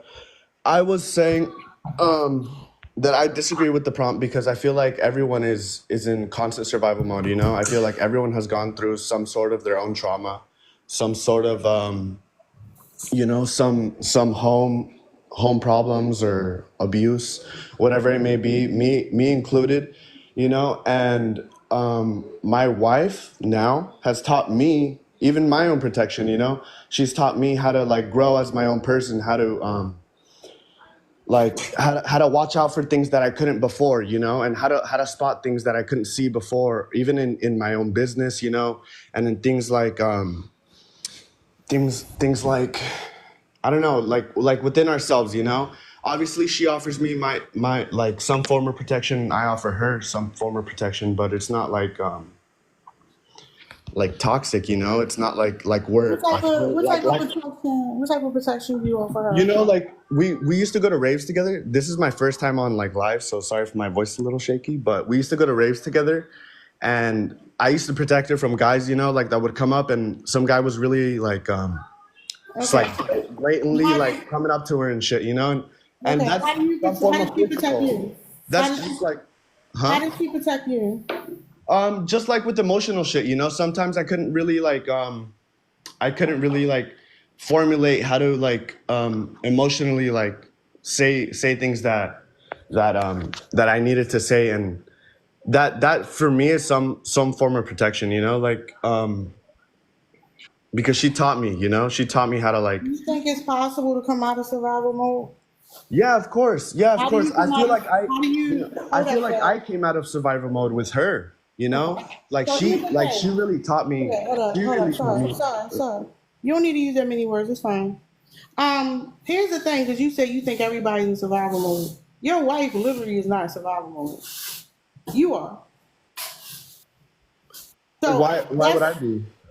because you worried about, oh, the guy coming up, he could attack you. No, I'm I'm in, not. hush. I'm not constantly Hold worried. up, this is the problem. Y'all don't listen. Why do you get so aggressive though? Why do you get so No, aggressive trying to shush me and shit? okay, so they, I was see what I'm saying? Like, that's what I'm talking about. And I think that's the thing. Like, insults, like, tear y'all apart. So y'all think when y'all throw insults at women or the condescending tone, that shit means something. But I'm not as fragile as you, sir. I'm not fragile as you. I know you trying to throw that aggressive word at me because you feel small as a man. That's how you overcompensate for yourself. That shit don't hit the way you think it's hitting. It just exposed you as being a bitch. Like, that tells me you afraid of somebody seeing you for the bitch that you are. Because you are a bitch. Your wife not in fucking survival mode. I feel sorry for that woman. She's stuck with your dumb ass, trying to coach you to be a fucking adult. That's crazy. He was yapping in the comments saying that this was just another attempt to brainwash women that they didn't need men. And I was like, give me 3 things women need men for. He was like, procreation, for love, for a partner that helps you grow. I was like, you can get that shit from a puppy. No, everything he described is not man-based. So he's just one of those dudes. He came up here. I'm gonna wash my dishes off. He led with, oh, everybody's in survival mode, and then went to explain how he's in survival mode and his wife isn't. And I'm like, everybody's not. And the reason why it's like a mute point because they don't listen. Like I said, you can't listen. Like, you didn't protect you with some motherfucker try to come and fuck with your wife at one point. All right, okay. But she teach you how to be a fucking full person because she knows something wrong with your dumb ass. And the part that's like irritating is like, she gotta be careful how she said because your ego fragile as fuck. Who the fuck wanna deal with that shit?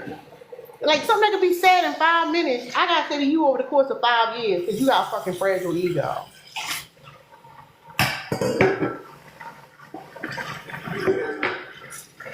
Yeah, that's just some bitch talk. Like, he sounds stupid as hell. Like, and I mean that with love and disrespect. Can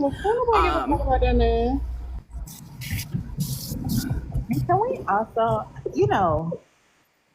I've been wanting to say this a while, so let me just go ahead and say it. When y'all say that y'all be protecting us from people at the nightclub, what you really mean is you want to protect yourself. Let me explain why. Yes, there are harmful things that go on in nightclubs, but you don't want to be the person held responsible in the event that he comes over and disrespects your partner, your spouse, whomever, that you would have to go up against these people. Because a lot of y'all haven't had a fight, if at all, since maybe like the 2nd or 3rd grade. And y'all don't want to put your actual fist to the test because you know that y'all ain't about it. So that's who y'all really protecting. So again, the fight, flight, fear, and it comes up because you don't want to be placed in that situation. So that's why you tell people, I don't want nobody who go out all the time. I want my wife to be at the house. She don't need to be going out without me. X, Y, and Z, because you don't want to have to be in that predicament. It's really for selfish reasons. It's not really more so to protect them. It's to protect yourself. You know the scene where in the movie where the guy tried to like attack the girl and then the superhero come in and save her and he beat the bully up and then she saves the day and like we know it ain't about her at all. And that's the weird part because it's like, oh, I could protect you for this or whatever. Nigga, you don't give a fuck about protecting me. You want to fulfill some weird ass fucking fantasy you have in your mind of yourself. You fucking weird.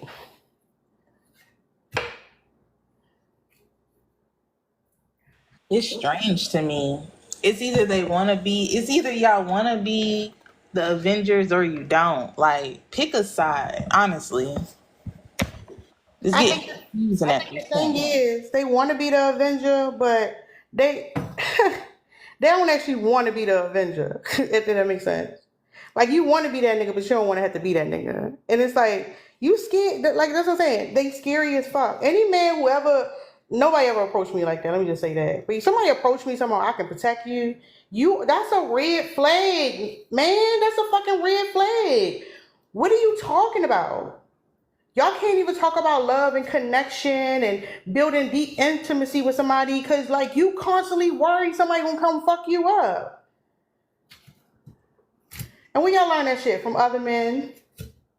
From other men. Your father didn't want to hug you because that's too soft. I'm not supposed to hug you. What the fuck? Skin to skin contact is essential for human development.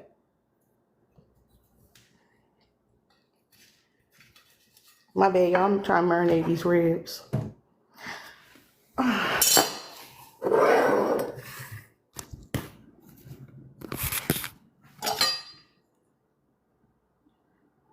Did you want to say something else? Allie?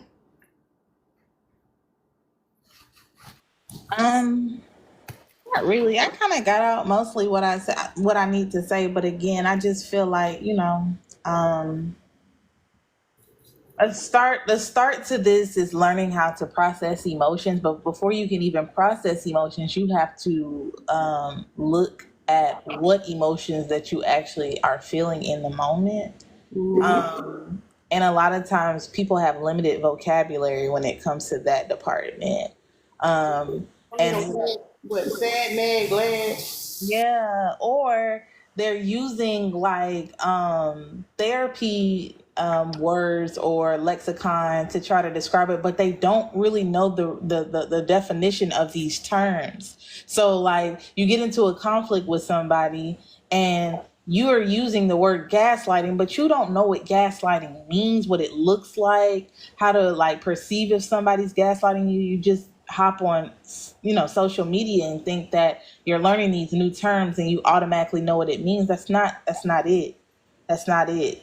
You can use words like I feel invalidated or devalued, or I'm feeling sad or hurt or frustrated. You can use like just regular schmegular degular words and still be able to get over to the other party what you are feeling, but y'all don't take the time out to do that. And I think that that's an important piece when it comes to starting at least the healing process. You don't want to feel the emotion. I get it. But how is that going to help you? Because 10 years down the road, you still going to have to process it if you choose to do so. So you can either get ahead of the train or get behind it. Yeah, that's what I feel like. Damn, what the fuck was I about to say? I lost it. What did I say? I was talking about like the emotions. I was talking about.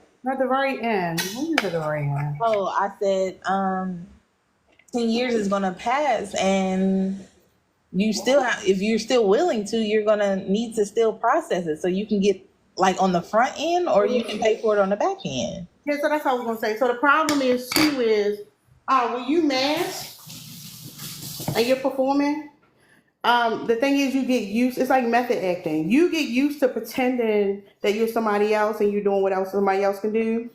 So what happens is they can see somebody else doing something and they're like, oh, that's easy, I can do that. But unless you put something into practice, that doesn't mean you just won't know how to do it by default. Does that make sense? Absolutely. I do feel like if you like at least start the process of trying to understand that your processing skills and your ability to like practice becomes a lot better. But yeah, I absolutely agree with what you're saying. Yeah, I mean, like I said, like when the dude like, oh, that I don't know, like I'm not saying nothing that ain't well documented. I ain't saying nothing that like can't be confirmed by doing a little bit of research. And I just think it's, I think, I don't know. I think when it comes to the conversation of protection, like just like we say, like we're evolving. I think like maybe instead of like pushing back on the explanations that they're giving, it clearly does not make sense.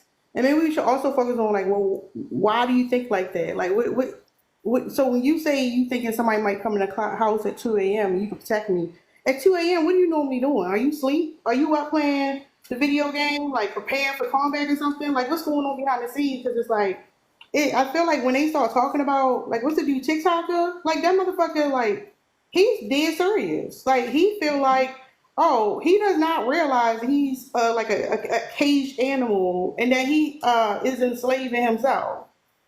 Mm-hmm. Absolutely. And I think that a bigger part to that is like the constant state of worry, like the anxiety. I think a lot of men struggle with anxiety and they are not willing to openly admit that. Have you seen Inside Out 2 yet?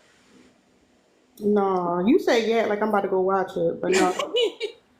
I know some grown people that watch it, so that's why I was asking. Snippets of it, because they do SEL at my school, but I never sat there and watched the whole thing.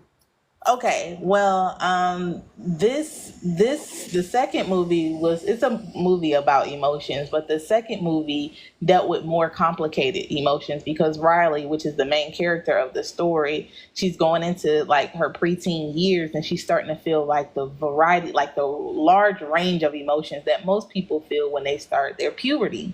But the one that stuck out the most in the movie was anxiety. And when I tell you, like, toward the end of the movie, like, it brought me to tears because I can see. I don't you no, you ain't have this bullshit. That's a lie. You said what? Nope. We got it. Y'all got it. I'm not spoiling. I'm not spoiling. No. Not you saying did you see it? And I'm thinking about it now. And then you about to nope, not going to happen. I got it. And when you know what's going to happen, I'm gonna go watch it. And I'm like, damn, this must have been with Allie met. I'm trying to tell you, Tara. No, you about to spoil it. Okay, well, I'll just leave that cliffhanger there. That's it. But the reason why, because y'all be like, I ain't want to spoil it. And you say some shit, and I be like, that's funny.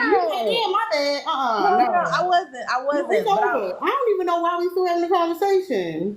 Okay. Well, let me change the subject real quick, y'all. I'm cooking. I can't see none of y'all comments, so I'm just letting y'all know. So, anyways, anybody else want to come up here? Because Allie's trying to spoil a movie, and like I was not. I swear. She's still talking about it. She won't let it go. What happened at the dentist, Allie? Oh, I was good. I ain't have no cavities. I did sign up to get some Invisalign because I'm starting to have some spacing in my teeth, and I don't like it.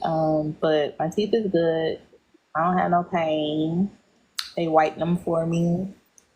And my dentist said that I do a very good job of cleaning my teeth. So for the people out there who don't go on a regular basis, go ahead, if you can, through your insurance, go ahead and book your 6-month appointments twice a year.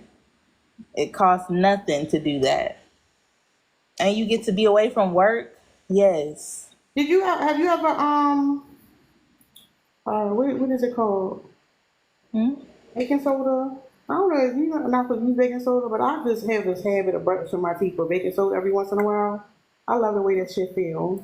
Yeah, I like the baking soda. The Arm & Hammer baking soda toothpaste is life. I love it.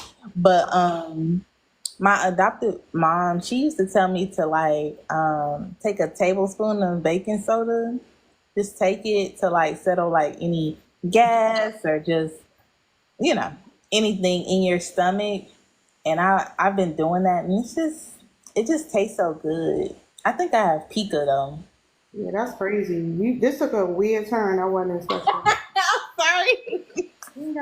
I just like the way it tastes. I like powdery like type textures.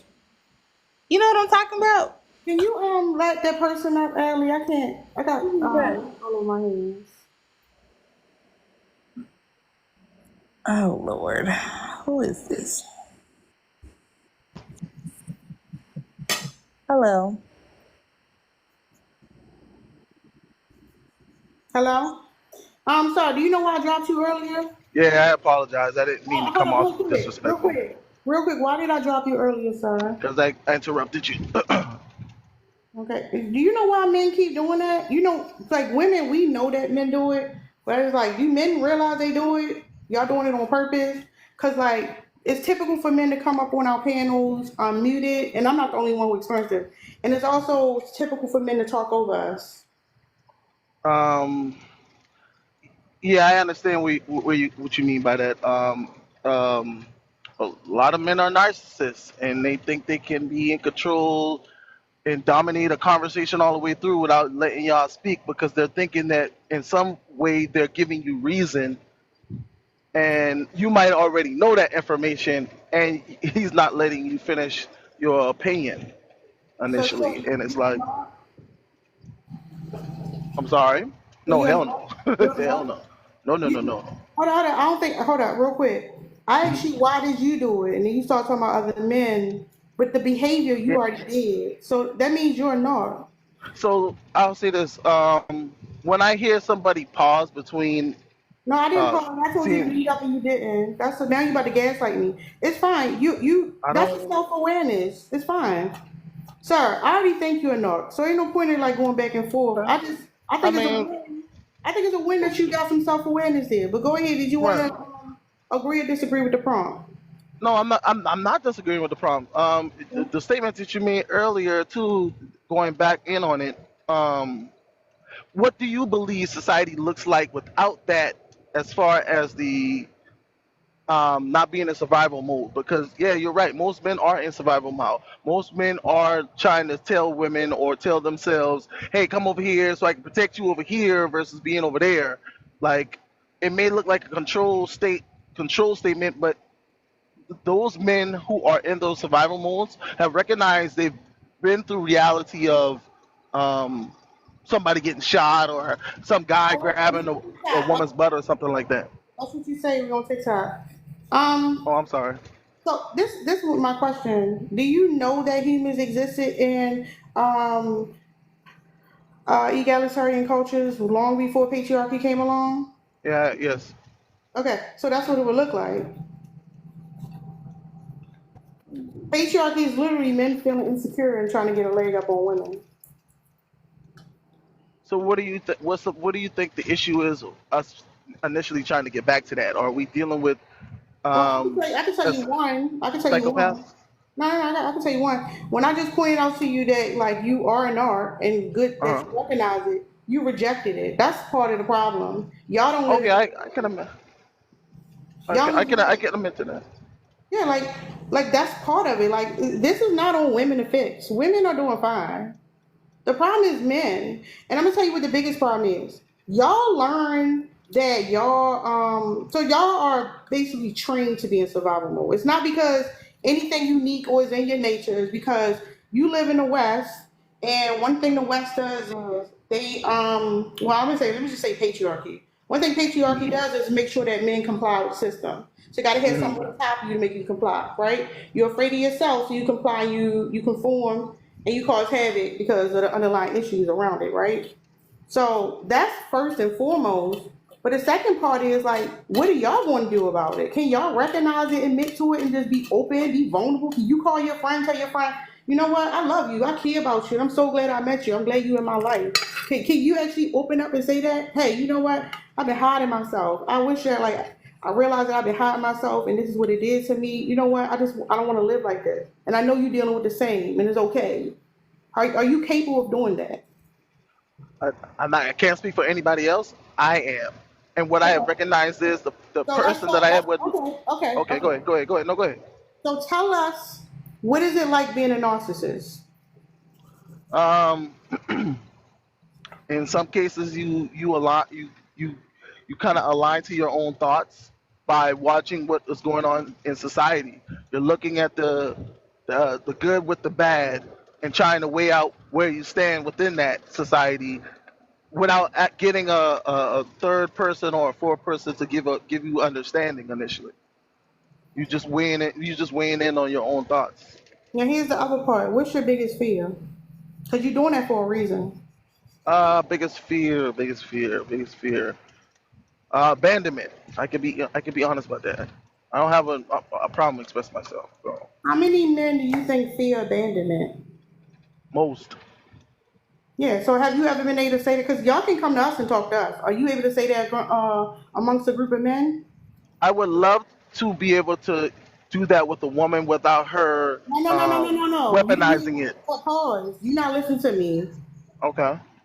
No, sir. Are you able to do that with other men? Are Yes. you able to go to another man and say, I fear that you will abandon me, that you don't want to be my friend, that you'll leave me, that I will be Good rejected? point. Men Good won't point. Good allow point. me to be part of the group. And because of that, I've been performing. Can you do that? Not talk to women. Ellie, I'm sorry, y'all. I got meat all over my hands. Can somebody let whoever that is out? Um, with other men initially, I think I think that's initially how we pick our friends. In some cases, you know, you're not gonna be open and vulnerable with any and every man. You're gonna do that with like grandparents, fathers, cousins, people who are most close to you. But to do that to like random individuals on the street, like I said, you look, don't do that. That's Can I no, say no, something, nobody, Tara? huh? I wanted to say something to him about the abandonment thing. Even when it pertains to women, I had something to say. All right, let him finish his thought, and then you can ask him. Go ahead, finish that what you were saying. yeah. Just okay. So that came in and kind of switched the whole. Where were we at? Like initially, so You was just talking you asked about me a question. random, You asked me a question. even though I didn't ask you about a random man on the street. You talking about random men on the street. Yeah, you were saying like, can I do that with other men? Yes, Yeah, initially we can. what community of men, sir, are not random men on the street, sir?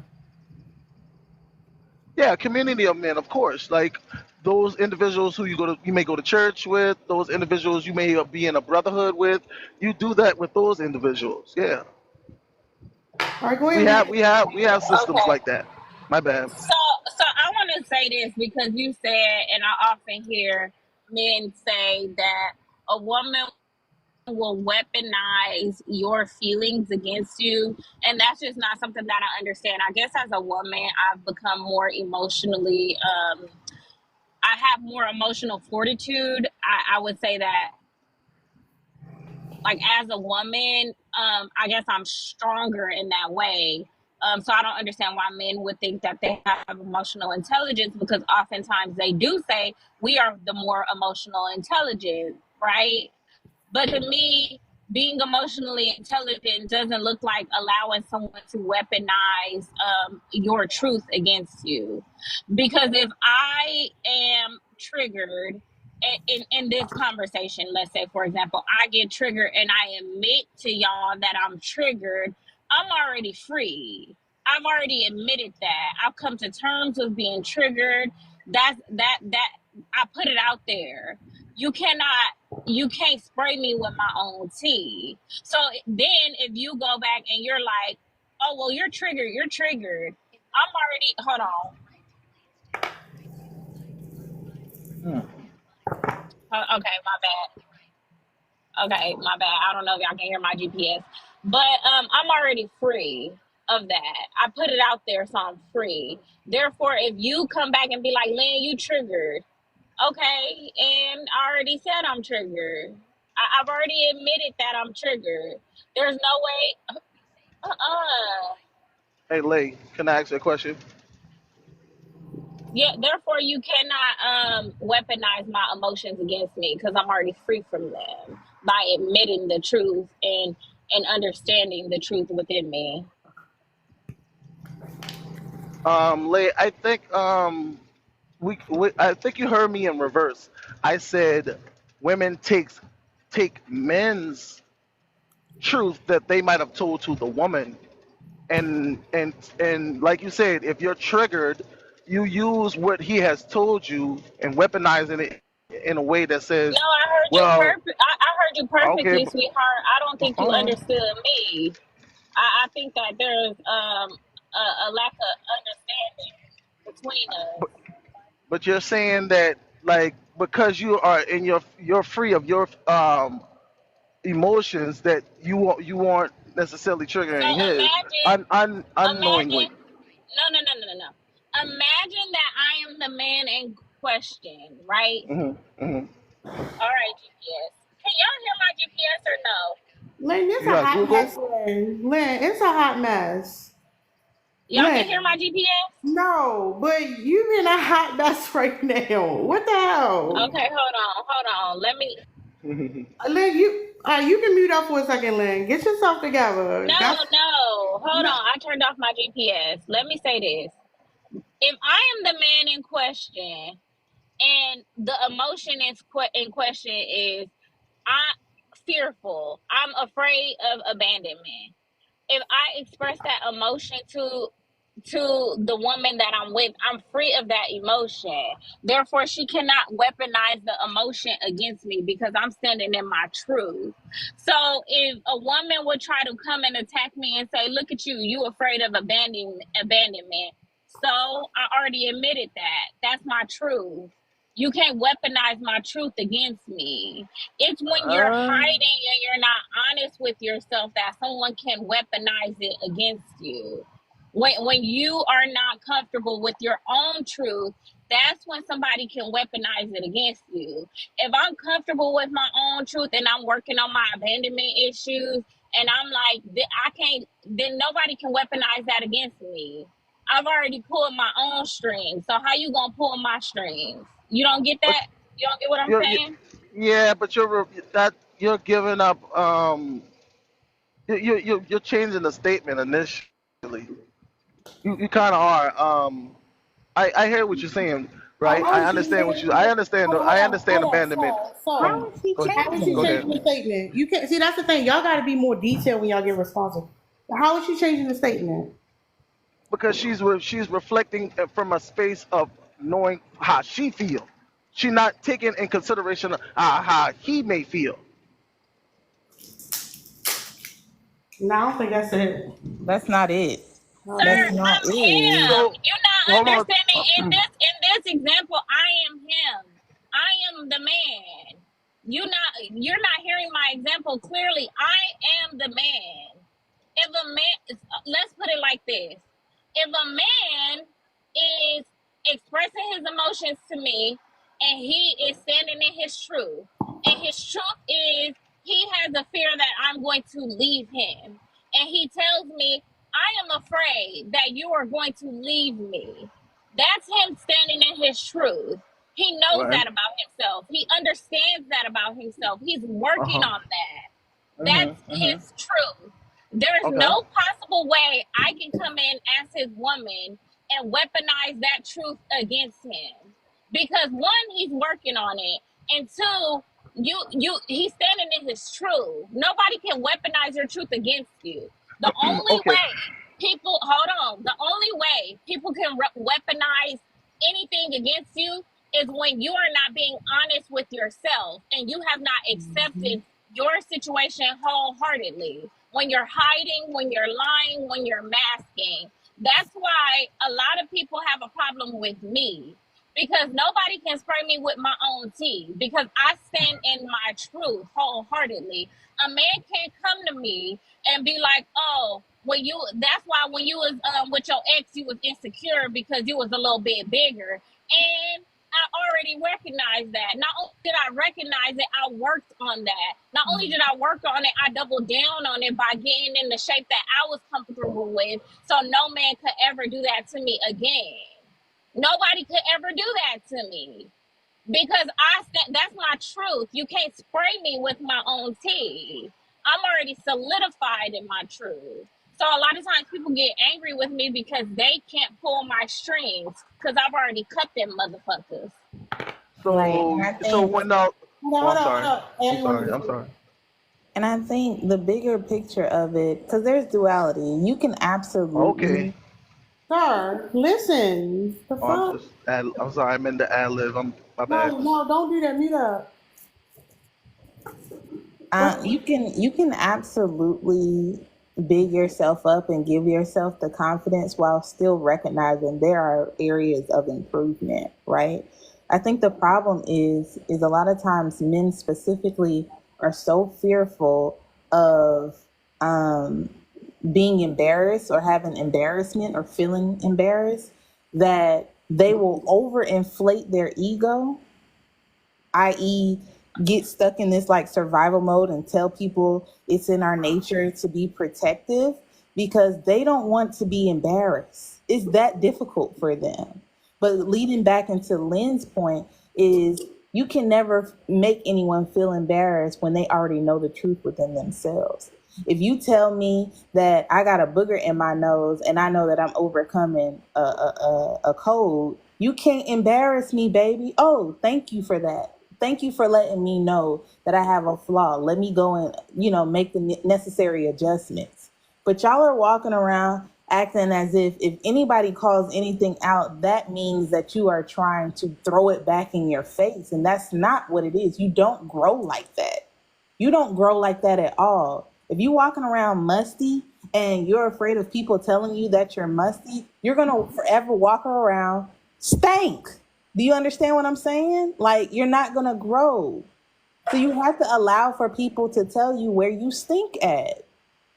And sit in it, be uncomfortable in it, and be able to come to terms with it, so that when the next person comes around and say, I think something's funky over here, you're not quick to like mission abort. You can say, it may not be me, it may be me. I know where I am and I know where I want to be, but can't nobody tell me, about my own issues, because I've already like gotten acquainted with them. Do you understand what I'm saying to you? I think another part of it is, and I can empathize this for myself. It's like sometimes you've been in that mindset for so long, you don't even realize it's something you need to admit to yourself.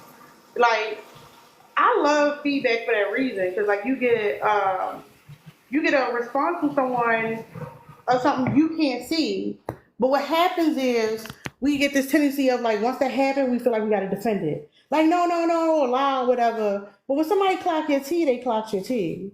There's no saving face from that. And that's another problem with masking for so long. You think because you've been spending all this time, like, oh, if I say this right, they won't think this, they won't think that. You think, oh, you can undo what's already being done. And with a lot of these men are not realizing that we already clock your tea. We already see it. It's not a secret. You just can't admit it. And I think, sir, that you were talking about in the comments about the law of attraction.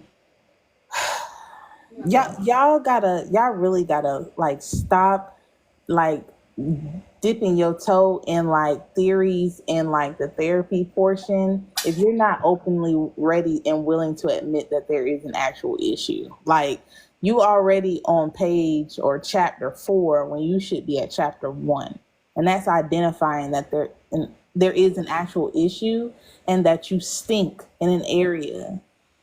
Don't get too far ahead in the book. Yeah, don't talk to me about law of attraction if you haven't read Ask It and It's Given. Don't talk to me about the law of attraction if you haven't read Michael Singer's book. Don't talk to me about law of attraction if you don't know who Napoleon Hill is, if you don't know who Eckhart Tolle is, if you don't know who Deepak Chopra is. Don't talk to me about law of attraction if you don't know who Abraham Hicks is, if you haven't read multiple of their books, if you haven't read Don Miguel Ruiz. Don't talk to me about law of attraction, because baby, I can eat down when it comes to law of attraction. And when I tell y'all barely scratch the surface of law of attraction and y'all don't even understand what it really fucking means. Y'all don't understand what it really fucking means, because that is what begun my healing journey, and that is what I got down with. So when I tell you I am spiritually grounded, spiritually connected, you cannot tell me shit about the law of attraction, because most of y'all don't live it. Y'all don't live it, because if y'all did live it, y'all wouldn't be trying to humble women and neg women, because you will understand that it is a way of being. It's not just like, oh, I'm going to think positive and I'm going to get positive.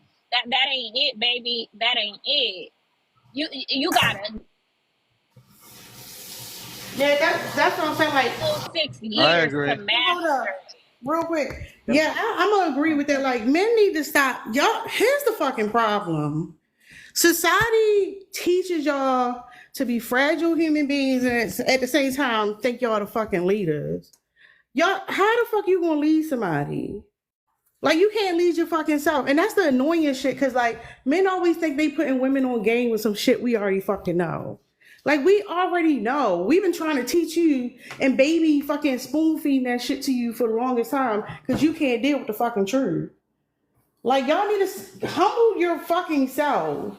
That's what really needs to happen. Y'all niggas need to humble yourselves. Like, real bad. You're not a fucking leader. You're not a fucking leader. You're not the superhero from the Marvel movie. You've been lied to. You're a victim. You've been used. And now you're living in survival mode because you're scary as fuck. And we already know. So stop thinking y'all schooling women. Y'all ain't got shit we need to know, but more about how y'all fucked up and how y'all act. Y'all ain't teaching us shit. And it's like, y'all, I'm the leader. Oh, this is what I... Shut the fuck up, nigga. You just trying to be something you think you are. You not that nigga. Damn. Definitely not I Timothy. don't agree. I don't necessarily disagree with what you're saying because it's on both feet. What you're saying is the superhero See, that's aspect what I'm talking. and the Hold Disney up. That's what I'm talking aspect. about right there. Hold up. I don't necessarily disagree. Bullshit, sir. I'm told you if I said it, it's fucking facts. Okay. Okay, I'm not disagreeing. I'm not. Shut I'm not. up. You're not fucking listening. If I said it, it's facts. So you can't be like okay. facts or true. Shut up. That's why I dropped you earlier. Sir, nobody up here learning shit from you. We're not learning a damn thing from you, sir. We just studying your behavior. That's why you're here. You're not schooling us. We trying to tell your dumb ass. So don't come at me like I kinda, nigga, the fuck? Yeah, when it comes to enlightenment, y'all don't understand that y'all are on our journey of enlightenment. So this is the step of enlightenment where I begin to understand other social creatures in my area, and I learn their behaviors, and I internalize it so that I won't let them trigger me. So definitely y'all case studies, like namaste, nigga. Is it okay to speak now? No, because you being condescending. Because y'all think because I y'all just really wasn't. no, you asked a question. I said no. That was the answer. The thing is, y'all just be saying shit. Y'all think some shit be like, yeah, that's fucking deep. It don't even be original thought.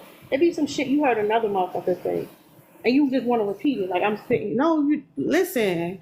Did you not just hear all the books Lynn just listed off? Like, it's shut the fuck I've read a lot of up. those. I'm gonna just drop you again. You can come What back. but hold on. What book He'll you come read? back. He'll come back when he hold on. He can come back when he know how to behave because he about to fucking lie. But this is what I'm talking about. It's nobody up here saying no shit. They just guessing. Like this is not just we just maybe it's this or whatever. Like we actually studying the shit. We learning about it. We processing it. We trying to like put the pieces together. And they'll be like, well, I know this one thing. No, the fuck you don't. And that should be hella annoying. It's like, bitch, you not on my fucking level. And you come think I kind of understand. I mean, I kind of agree. Because you fucking stupid. That's why you don't fully agree. Because you fucking stupid. Yeah, I want to know what book he read because I ain't even list books. I listed a bunch of authors. You can let him back up. What the fuck book let him read? Let him back up. He ain't going nowhere. Yeah, I'm trying to figure out what book you read because I listed a bunch of authors. So what book did you read?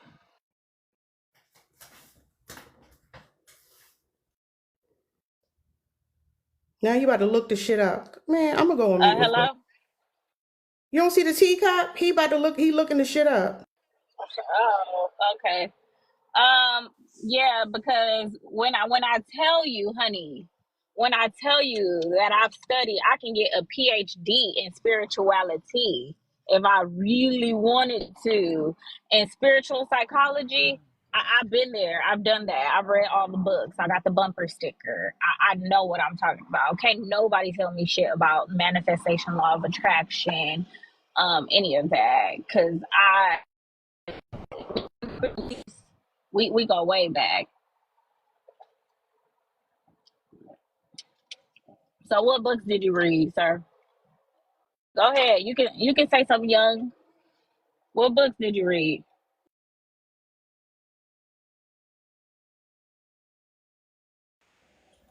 This is what I'm saying. When you start lying and stuff, you push yourself further and further away from your focus point, your goal. Because you cannot openly admit you're afraid of embarrassment. I was just literally talking about this. And you have to protect your ego. So you could have just sat there and ate your food and just listened. Are you back, Young? What are you gonna tell us, Young? What books did you read? Giving an example would be what the host just did initially. We could start there by you wanting me to give you respect and muting myself. You have I'm to gonna give you answer the the books. question. I'm gonna give you the books. I'm definitely gonna give you the books. Give us the books.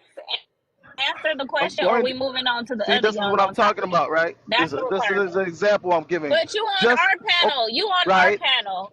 Sir, I'm not you are trying to on our disrespect panel. nobody here. Just Listen by Okay, Dr. so read Mark the Goldstein. list the books. That's one of them. Talking to Crazy by Dr. Mark Goldstein. KGR, stop muting people.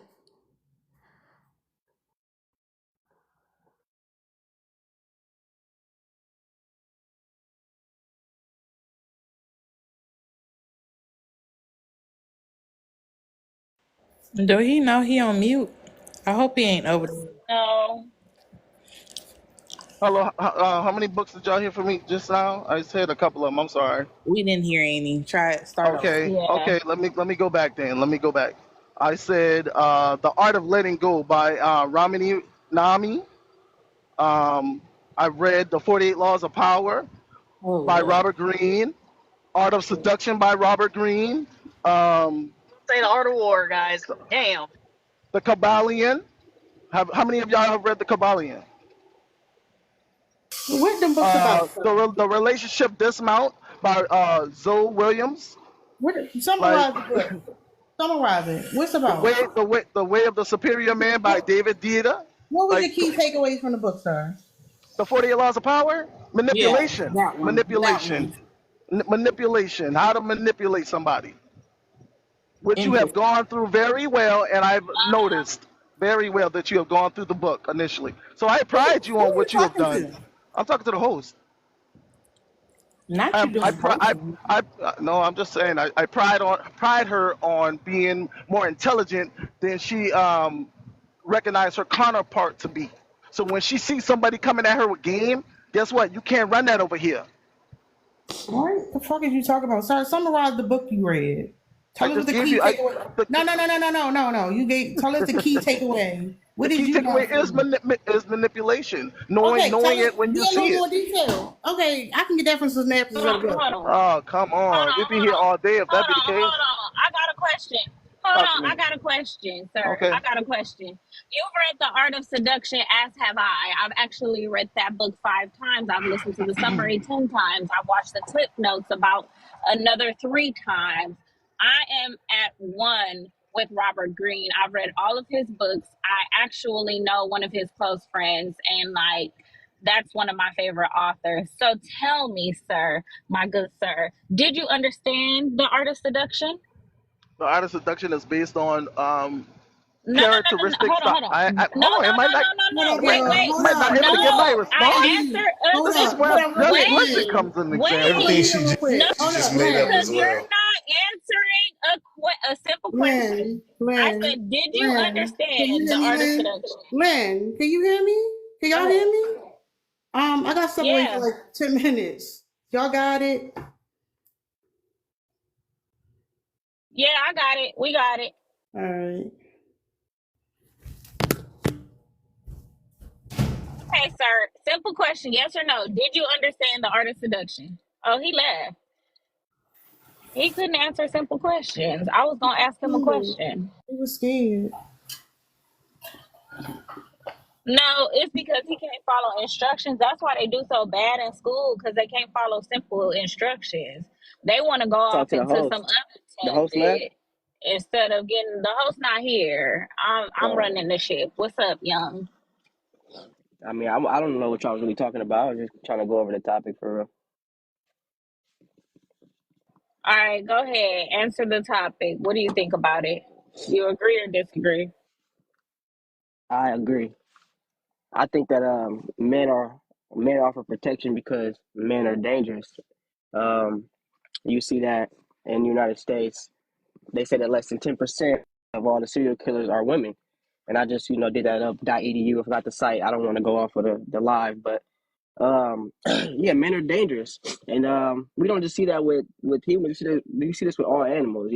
Lions, male lions will come into a pride, and if the other male can't defend his family, he'll kill that male and then kill the kids and then take over the wife. It's kind of, I don't want to mean to compare it to animals, but it's in the nature of men to be more physically capable of taking over. That's why it's hard for women to find leadership, because it's kind of forced that men are leaders because what can you do if you try to be a leader and someone can physically beat you up or physically can, and that's even with men. Like if I'm a man and I'm in a crew and I'm like, I'm going to be the leader of this crew, but I'm not the strongest man, I'm not the most physically gifted man, the man who's most physically gifted can just take over and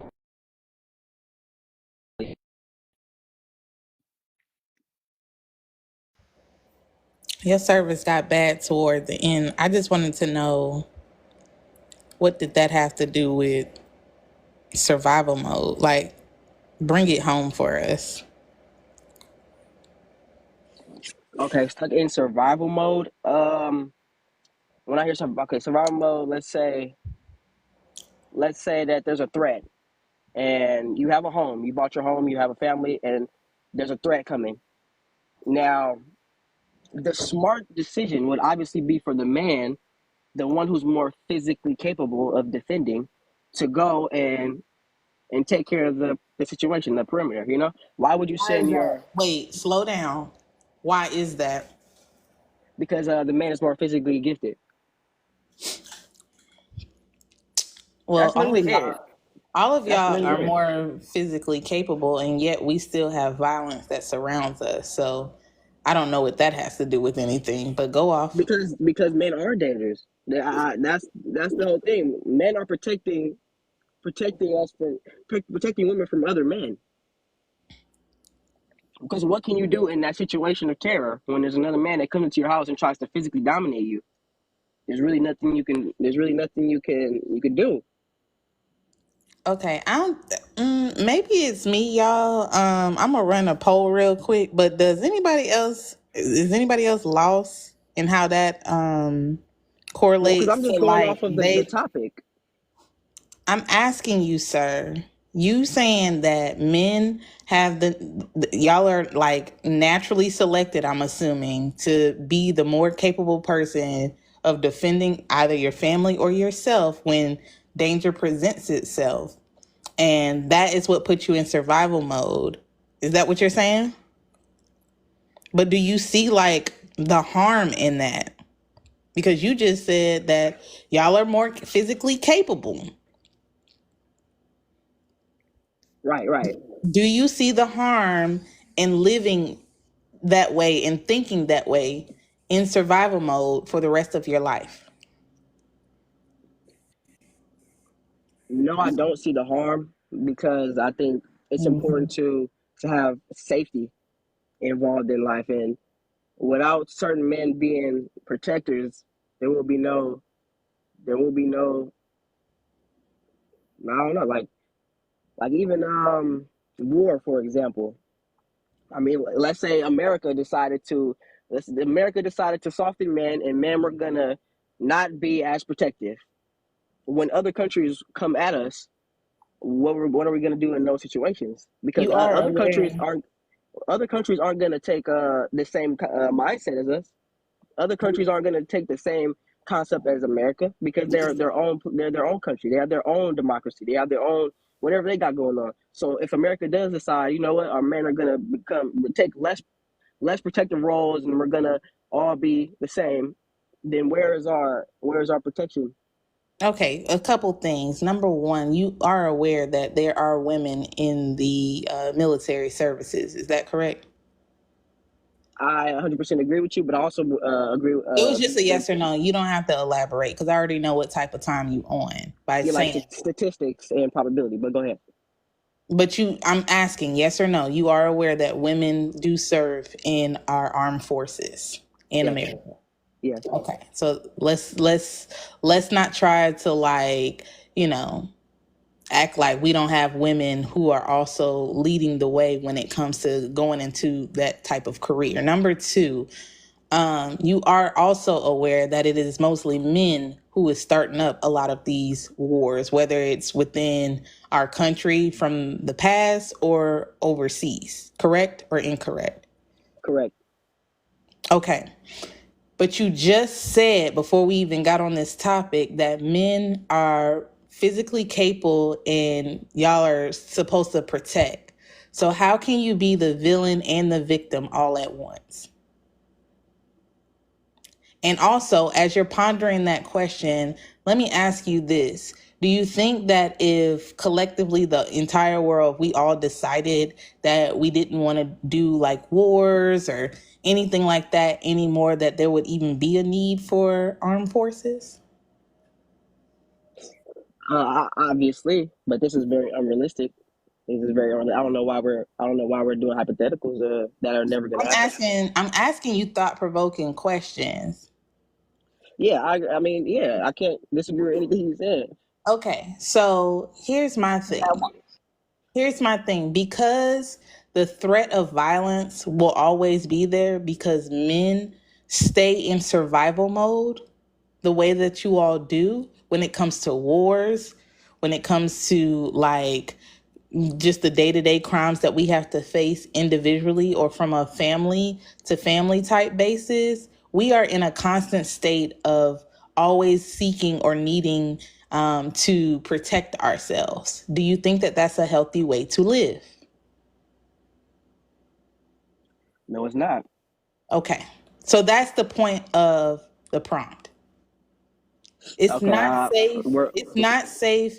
It's not healthy for a person to be here for, it's not guaranteed, but we're just going to use it for these purposes to say 65, 70 years. It is not healthy for a person to be on this earth for at least 50 of their 65 to 70 years in a constant state of survival mode because they have fear that the threat of violence might touch them. More specifically, men. Do you understand that? Yes. Now, can you expound on that point? I'm going to mute up and I'm going to let you expound on that. It's not necessarily why we need y'all to be protectors and providers or anything. I want you to try to expound on why you all think it's okay in your mind, mentally and emotionally, why you feel like you have to constantly be in this state of survival mode to feel safe and secure. Okay. To expand on your point, I just think that we're dealing with the realism of the situation that we are in. I think it'll be amazing if we can all think with the mentality of we're not in survival mode. We don't have to be in survival mode. I think every man would love that. I think I would love that if I was on a beautiful island. I didn't have to worry about any threats. I think that would be amazing, and that would be a life that everybody wants to live. But this is not the life that we're living. We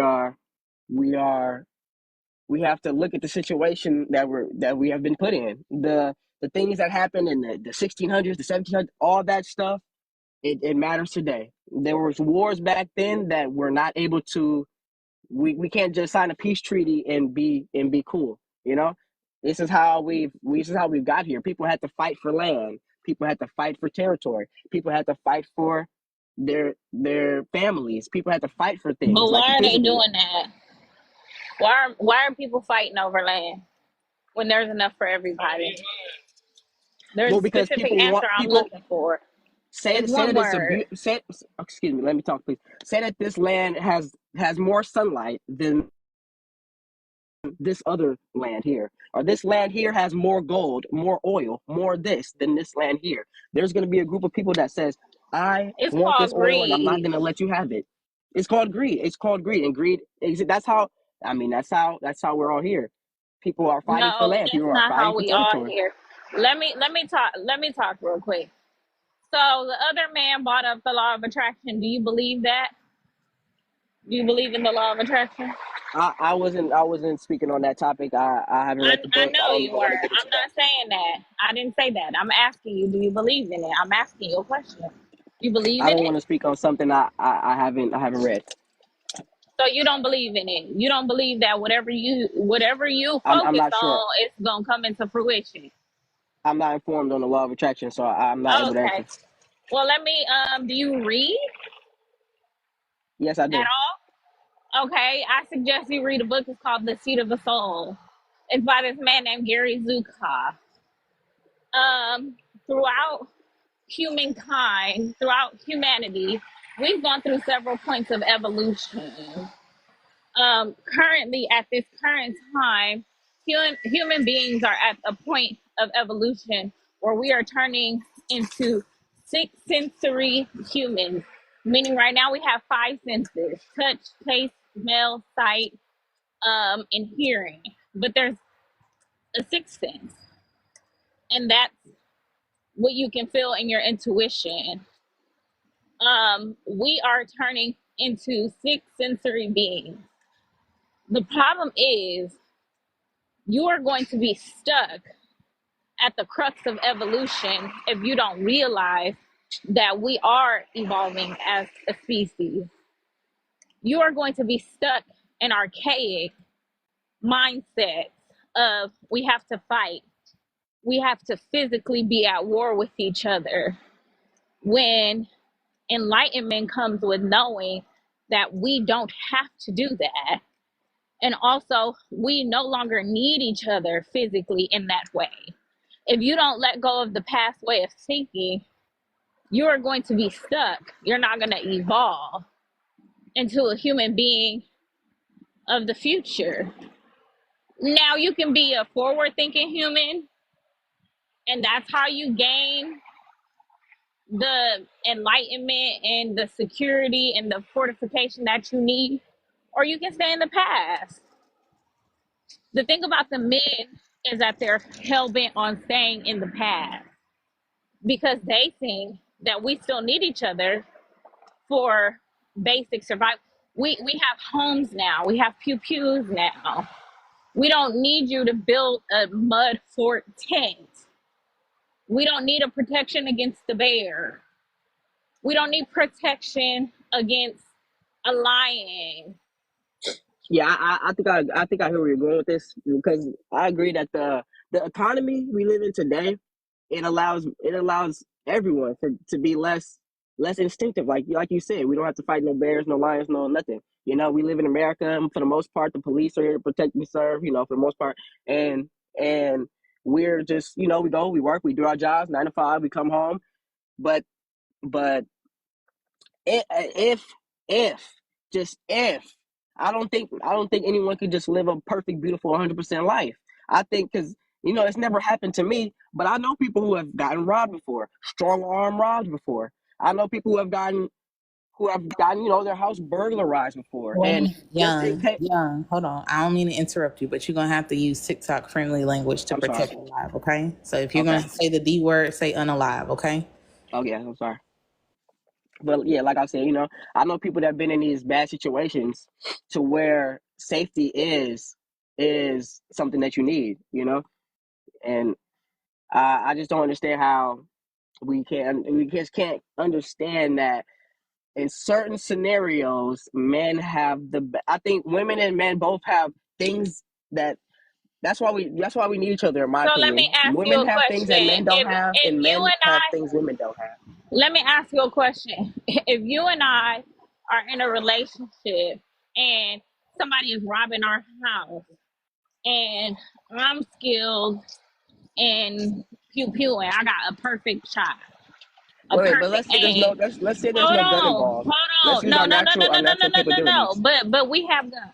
We have pew pews. So we not gonna do that. Not everyone has a pew pew. No, I'm giving you the situation. You answer the question Okay, based all on the right. situation. Don't change the situation. It's my situation. And I have a better aim than you, and we only got one shot. Who gonna take the chance? Are we gonna take it on you, and I'm gonna give it to you because you're the man, or you gonna let me take it? Obviously, in the perfect scenario that you just created, where you're the That's better not the shooter than I perfect am, scenario. That's a you real you life did you just scenario. said, if I'm a better shooter than you and we have one shot, of course I'm gonna give you the gun. Anyone who, if someone's trained in shooting and we're in this situation, they're gonna get the gun. But I'm just Say talking pew about using pew. Don't using say use. I'm sorry, pew GUN. pew. I'm sorry, pew pew. But using our natural capabilities, using our natural capability. There's no gun But I involved. I don't know went to people who the don't same scenario. rob houses without GUNs. It don't happen. And I'm all not of talking us about the women rob. I'm on not this, talking about the all of robbers. the women on, but all of the women on this panel, we carry. So that is our situation. We Well, GUN well, well, carrying members of society. Well, yeah, that's good for you guys, but Yeah, some we people all got that don't thing carry on us. weapons. Okay, I so feel can bad I for create a them. scenario too? Can I create a scenario too? If we're creating scenarios, Go am I ahead. allowed to make one? All right. Say I like a similar situation as you. Let's say it's not a house. Let's say we're in our car and there's no gun involved.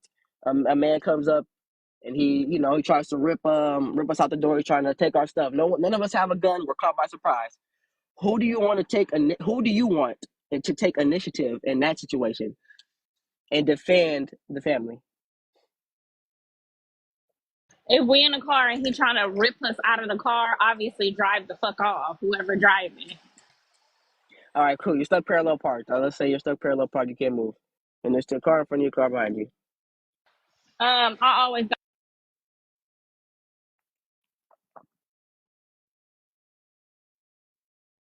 Okay. She got a call, but Um, Can I give my 2 cents on this? go ahead. Yeah, I wanted to shake the table up a little bit and view this prompt from a different perspective because I actually do disagree with the prompt. The reason as to why I disagree, before everybody in the comments, I know how y'all like to tussle. Hear me out. Walk with me. Walk with me. Do I believe that men are in a constant state of survival mode? Yeah, you can pour over statistical data, make societal observations, look at historical context, and the answers for that will be very apparent as to why they're in survival mode. However, when it comes to protection, I would push the envelope even further and state that men don't offer protection at the fuck all to anybody. To anybody. If we go based off statistical data, right? Like Loudmouth was pointing out, men are the perpetrators of a majority of crimes, not just here in America, but globally. Men are the ones who men are the ones who instigate and start wars. Men are the ones that create male-led governments and then plunge the nations of those use the government of those specific nations and plunge them into economic strife and then blame everybody else for their decisions, right? But when it comes to actual protection, I would go as far as to say that men offer an idea of Hold on, real protection quick. instead of actual Ray. protection. Hey, I'm back, y'all. Ray, you say you disagree with the prompt? Yeah, I would say I disagree with the prompt. Not that they're stuck in What survival part? mode, Hold up. What part are you disagreeing with? the protection part. Because I was saying that I would push the envelope as far as to say, Hold up. I'm trying to ask you a question. What do you think I'm saying about protection? based on the prompt, it's saying that the reason as to why men offer protection is because they're stuck in survival mode, which means they think that they have to offer that protection in order to keep themselves safe and others around them safe. What do you I'm sorry, I'm confused about what part you disagree with. I'm saying I disagree with the offering of protection part, not the fact that they're stuck in survival mode. Because I was saying, You don't think men verbally communicate that they want to offer women protection? no, I think that they verbally communicate they want to offer protection. It's the fact that their idea of protection isn't actually protection. Yeah, but here's the thing about that. It's like sometimes I don't understand why you saying you disagree is literally a short prompt, synopsis. The context that you giving it is not even there. It's like you have a perception of what the prompt is, and then you're disagreeing with us based on the perception you have of the prompt.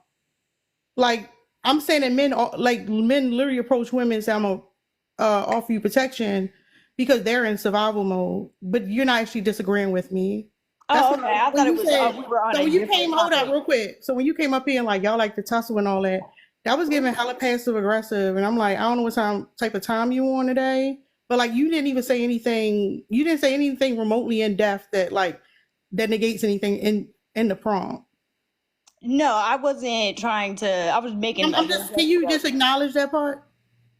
Yeah, that's okay. I just wanted you to acknowledge that because it was kind of weird. You like the way you said it, and I'm like, what the hell are you talking about? Yeah, I was stuck on the protection part, saying like you you got to read the full thing. You understand? There's not going to be a dissertation on the screen. It's a Yeah, prompt. that was my bad. That's what I was trying to say. It was that was my bad that I perceived it in a different way. But for the passive aggressive thing, I wasn't trying to be passive aggressive. I was making a little joke before going into my reasoning.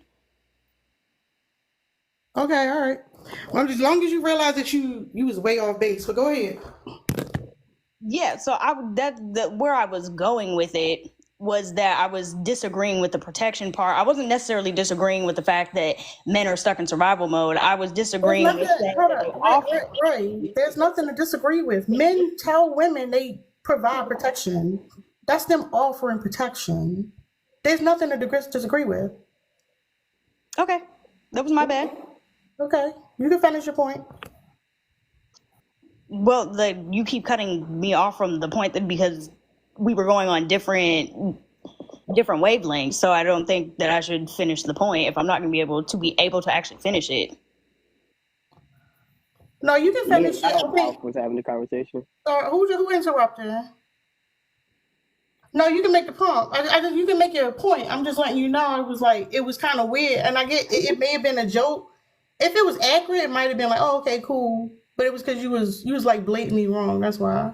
But like, it's fine. You can make your prompt. You know what I mean, your comment.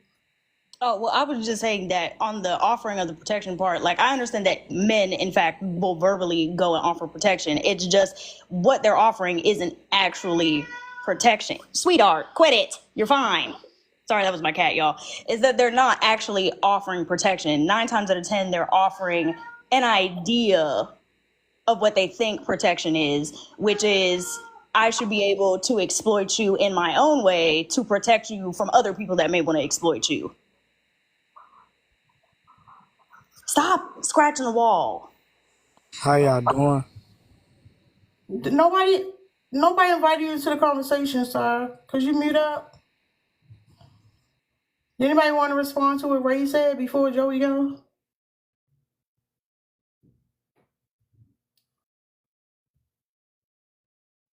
Okay, go ahead, Joey. Do you agree or disagree with the prompt? In a sense, I disagree to a sense because like I survival don't is. understand it. I don't understand why y'all you're like the fourth man to come out and say I kinda you disagree. It's not an inner you disagree. Just tell us why you disagree, sir. I mean, cause like with all these topics dealing with life and it comes in the spectrum. Like, not everybody follows the same idea of what survival is or what protection is in that matter. Just like Ray, what she thinks about what protection is versus what a man thinks protection is, and like survival is necessary. So do you know what survival do you know what Huh? survival mode is? Say that again. I'm sorry. Do you know what survival mode is? Yeah, for sure. What's survival mode? I mean, survival mode is when you putting yourself in this mental state, and protection. Like you gotta do what's necessary to survive. So even if you had a different definition of survival than another person, survival mode would still look the same, correct? Depending on who that person is and the morals they stand on. Some people just don't have morals. But morals don't have nothing to do with survival mode. I mean, it kind of do. Right? Not everybody has the same mindset when it comes to like going into something. Like the man, I can't speak for the man next to me, but when it comes down to it, surviving, I have to do what I deem what is right, in order to stay alive. Do you think it's possible that you might be in survival mode? I wouldn't say. I mean, like if it has to come down to it, I mean, I know how to cook, and I know how to fix certain things. I don't know how to fix everything, but if I have to, like, I'll learn. But I'm not in survival mode to where I'm like constantly like guarding my resources, or I'm looking over my back in a sense that I have to worry. Yeah, I'm not in that mindset. No. Do you feel like men protect women? Or men are protectors? Do you share that belief? just like I said earlier, I can't speak for all men, but like for the men that are doing that, then yeah, Now I'm asking for you. Do you share that belief that men are protectors or that you're a protector? And that's like, I'm a protector. do you think you're a protector because you're a man? Or do you No, think not just because I'm a man, but I'm a protector because I'm doing what's necessary to make sure that everything is all right and coping steady in the household.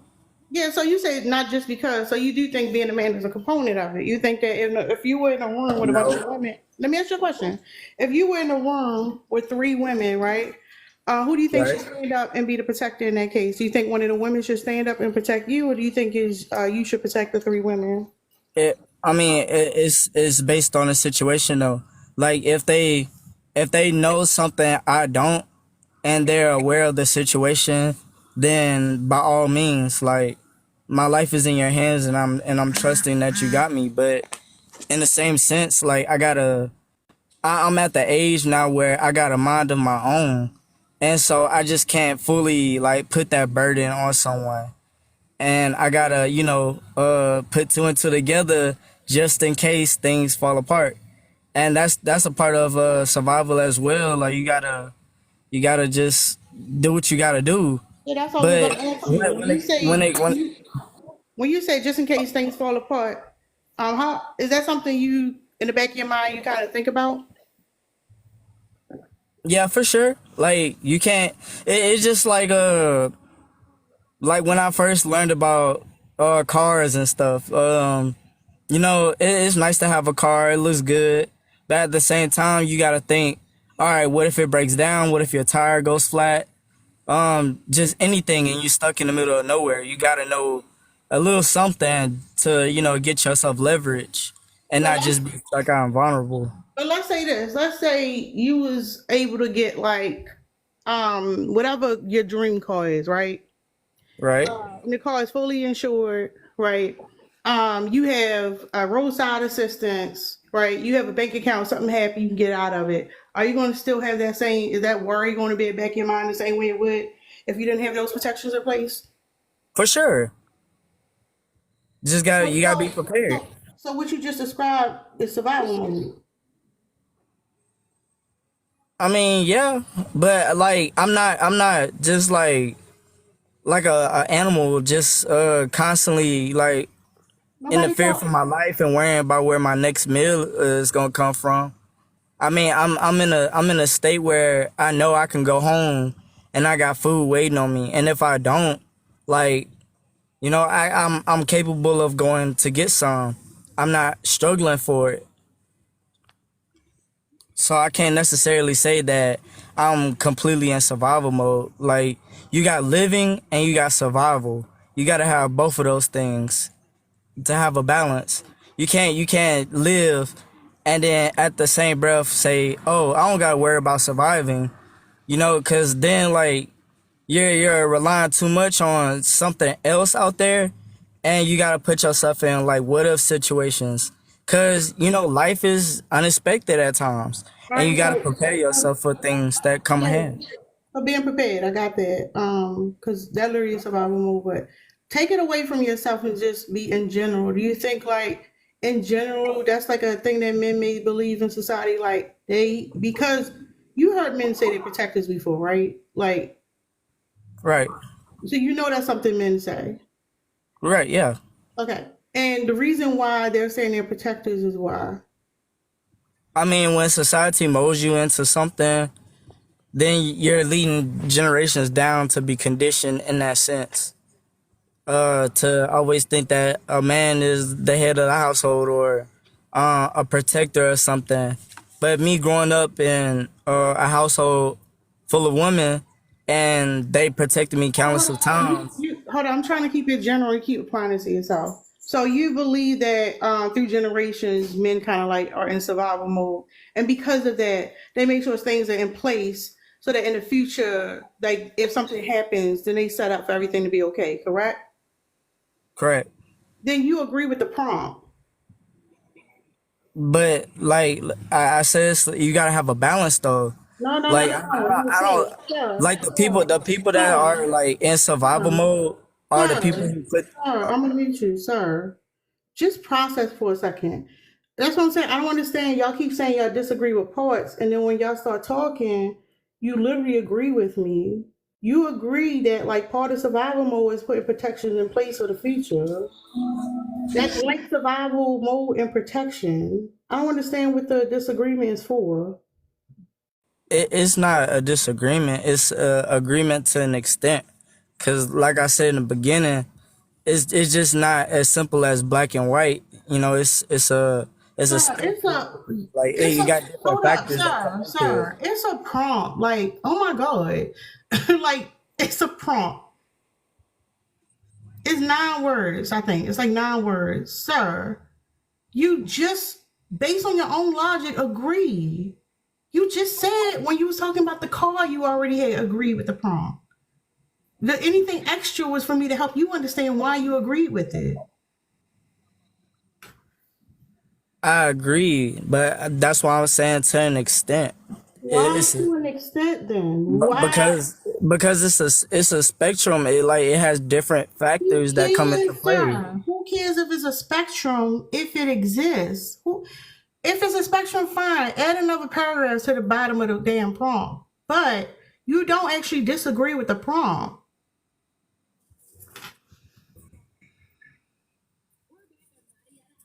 I agree to an extent.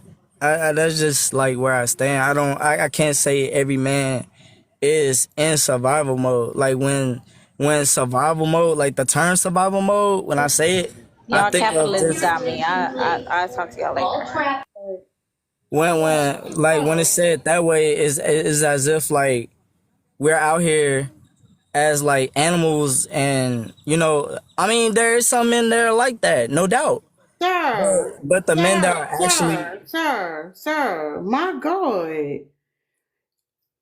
This is what's crazy. Y'all want to disagree so much that like you just say you disagree with shit that is your own logic. You literally agree that when men be like, oh, it was passed down through generations, your words, that to make sure that you're ready in case something happens, you have protections in place, sir. You literally agree. What is going on? And you're like, to extent of what? Why does it hurt you so much to say you agree with me, sir? That's what I want to it's know. not hurting. I just said I agree to an extent. No, but you haven't actually. You just said a Like spectrum. A spectrum would just be more context to a prompt. I'm not gonna put a dissertation on a fucking TikTok prompt, sir. but that's a topic that's not as simple as black and white though. Who the fuck said it was? What is going on? That's why it's a prompt to have a discussion about. The point That's is, what I'm doing. But like when I'm listen, explaining, stop.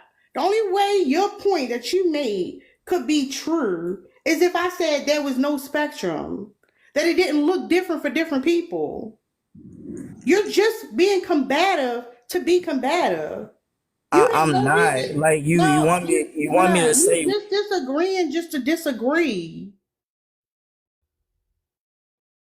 And if you disagree, that's fine. I'm okay with disagreement. Let's have a conversation. But you're not actually disagreeing with me. You're just being combative.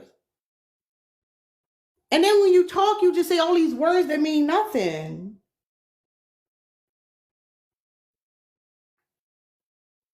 What's that, Nikki? My God.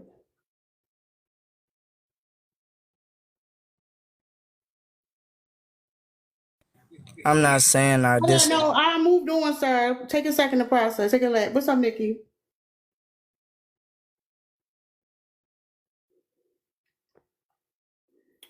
Allie, you want to say something? Anybody else? Anybody else? Goddamn.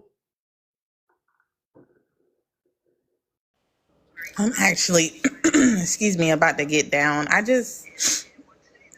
want y'all to really think about what you're signing yourself up for, right? The constant need to have to be put in place or like stuck in this like mode where you have to always be on guard. It's not healthy, y'all. It's not. And it's bringing y'all, whether you want to admit it or not, more stress than anything. Because even in the hypotheticals that you brought up, Sky, like, oh, what if somebody does this? Or what if somebody does that? Or what are you going to do when you do this? And what are you going to do with, like, the anxiety and the worry that comes with that? It's yes, thank you for that, the paranoia of it all. It's just it's not healthy. And I think if you spent more time like teaching other men to actually be better men and educating yourselves to be better men, you might not have as much anxiety and worry about it. But that's neither here nor there. I'm a drop Tara. Wait a minute. No, You not gonna Allie. drop? Hold up. Thanks, Allie. I, Wait, what? Allie I'm, got. Go ahead. No, can I I talk? can make time. Go ahead, Because Sky. I wouldn't say it's like an anxiety thing or a paranoia thing. Because I don't live my life in fear at all. You know, I got a passport. I be having a lot of fun. I take trips. I do things. You know, I have fun. I don't live Need my you to life in the. decenter yourself. We are talking about men as a collective. It does not say young Sky offer protection because he's stuck in survival mode. This says Okay. men. Now, if you want to throw Again, yourself under that umbrella, let me feel throw him free in to there real do so. quick. You practicing escapism, self-soothing, does not mean you don't have anxiety, sir. Well, okay. I mean, I just don't live in fear. No, I you guess I want would say. no. You wanted to be in it so bad.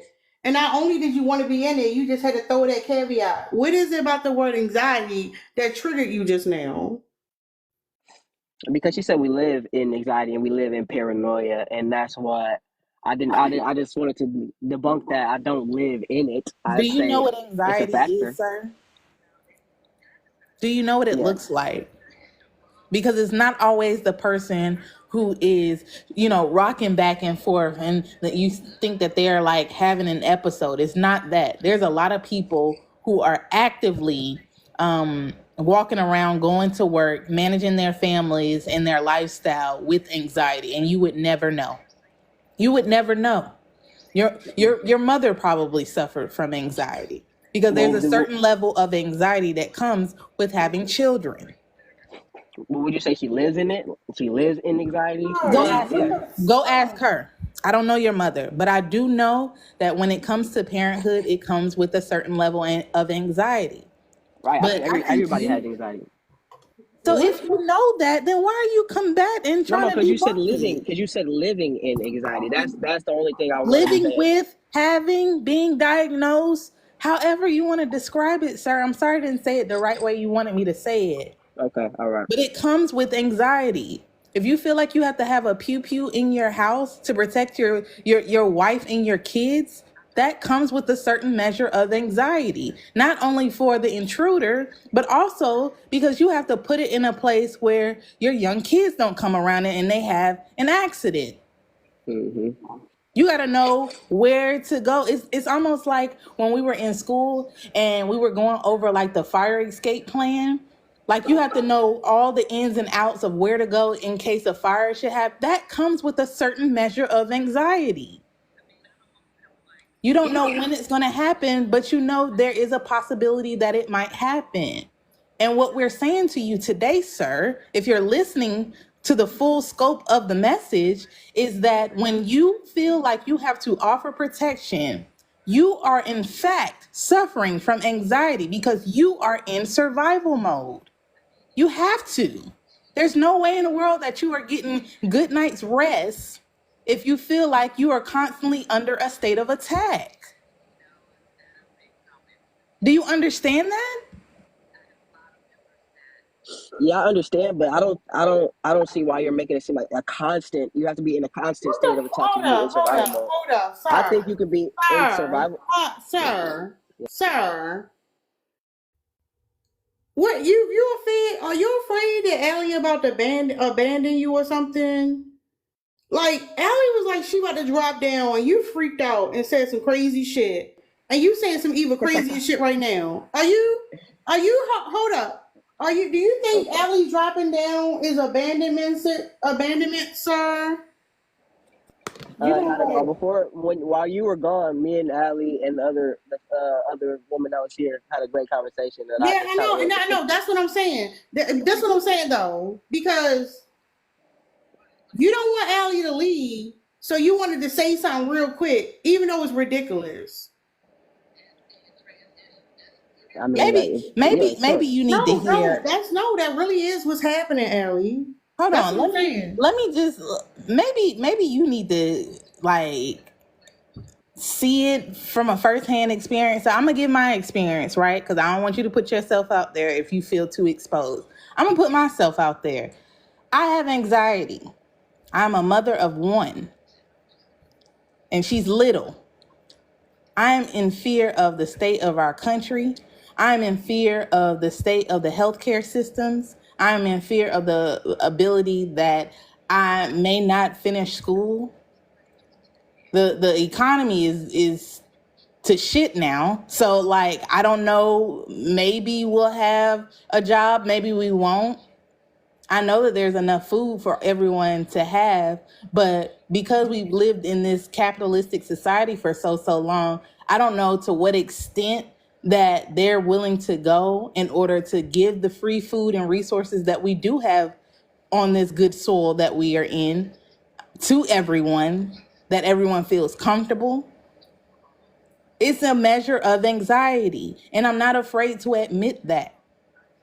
However, I am not willing to stay stuck in survival mode. I'm doing all that I can right now just to make sure that I'm good, that I'm protected, that my child is protected, but I'm living comfortably. I work from home. I have music. I'm on TikTok right now when I'm supposed to be in a meeting. So you're saying it like, oh, the way that you're saying it, it's not a constant state. It might not be a constant state for men to feel like they have to be protective, but there is some anxiety that surrounds it. It is. When you, I, and Lynn were going over, when you gave the example of if somebody came to rob you and they had a pew pew in their hand, that's obviously something that you worry about because you said that you know people who've experienced it, and you are starting to believe that there is a possibility, while it may not have happened to you yet, hopefully it doesn't, but there is a possibility that it might happen to you in the near future. So I'm thinking in your mind, and you can correct me if I'm wrong, you are making sure that you are not vulnerable. Is that correct or incorrect? Yeah, that sounds about right. Okay, so you are anxious about if that were to happen. So you do things to protect yourself. It puts you in Okay. a state of survival mode. Survival mode includes fawning, freezing, fighting, or leaving, flight. And all of us are Yeah, different. honestly, I remember that I said I agree with the prompt. I agree with the prompt because we are in survival mode, but I just said because of the realism of the situation that we are in. Because you just named yourself all these factors of why you have anxiety and why you should be in survival mode. And then you say, but I'm not in survival. Like I don't understand how you could just ignore all the things that you just mentioned, including the ones that I mentioned, and say that I'm not gonna have not live in survival mode, but have this like you have to have characteristics. You have to have things about yourself that make you stay. You have to have factors, and survival mode has to be one of them. I didn't say it has to create and make who you are as a person, but it should be something that you do think about because it's a realistic situation. Can I feed off what you said, Ali? I don't get how y'all are missing this, and maybe it's how I'm describing it. Go ahead, Can I? Joey. So like, uh, anxiety, like one of the root words for it, being anxious. In some sense, it's not just like anxiety, but just being precautious. That don't necessarily mean that you're having anxiety or it's a form of anxiety. It's just being safe and like looking at it through a realistic view.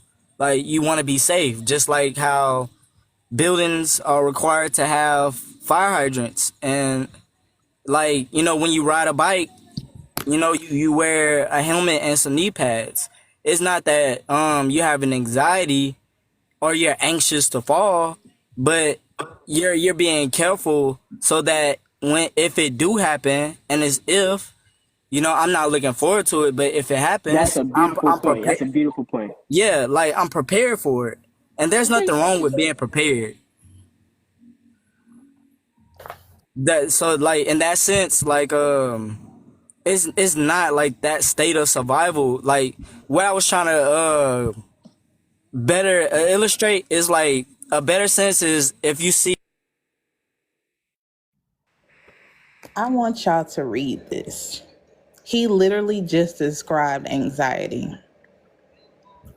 It says, anxiety is a natural emotional and physical response to stress, danger, or uncertainty. Heavy on the uncertainty. It serves as a survival mechanism to alert and prepare the body for potential threats. However, when anxiety becomes excessive, persistent, or disproportionate to the situation, it can interfere with daily life and indicate an anxiety disorder. And this is what I was talking about earlier. I don't know if you two was in the live when I was saying this. Y'all have got to come to terms with emotions and feelings, because hearing the word anxiety gives you anxiety. It sends you through the roof and you don't want to even touch it. You don't want to be associated with it. You think that there's like you have excessive or like extreme anxiety by just confirming that you have anxiety. It is something all of us face and experience. It is something that's normal, unfortunately, and is very real to each individual person. Children can have anxiety. Children, people who only been on this earth for 2, 3, 4, 5 years. So hear me clearly when I say I am not trying to disrespect anybody by saying that you have anxiety that surrounds you wanting to be the protector or being protective. What I am saying is because you go into this survival mode, it means that you have become anxious about something, the uncertainty of it all. When we were little kids, when we walk into a dark room, the anxiety that would fill in us is because of the uncertainty, and we were unable to see in front of us what may or may not happen. Hear me clearly. It is not to disrespect. I think y'all are missing the point because you think that we're trying to undermine the man's ability to protect. That's not what this is about. It's more so about, why do you feel like you need to do this? And do you understand the anxiety that surrounds staying stuck in survival mode? Do y'all understand what I'm saying now? So I Yeah, I think, do. I don't think he was hold trying to on, before call us y'all go, anxious. hold up, before you go, and what Allie was talking about, like, she knows she feels anxiety. So in order to get out of survival mode that can be induced by anxiety, you can set a plan in place and take certain steps to make yourself feel okay about it. Like, I wasn't there for the conversation, but if y'all talk about like getting something to protect yourself, yeah, it's like it's helping you to soothe yourself to have that protection if you needed it. The part that becomes difficult though, it's just like anybody who goes to like AA or something. You have to admit that is a problem in the first place. And the second part of it is seeking community and connection with other people. That's another thing that y'all struggle with because you're afraid of being vulnerable. So I think take some time to actually see what people are saying before you respond. But thank you for breaking that down, Ellie. Absolutely. And I'll just leave with this last little bit. I'm gonna stay on the panel clearly, but I'm gonna leave with this. You're using the idea that if you put a helmet on before you ride a bike, is that anxiety? And the answer to that question is yes.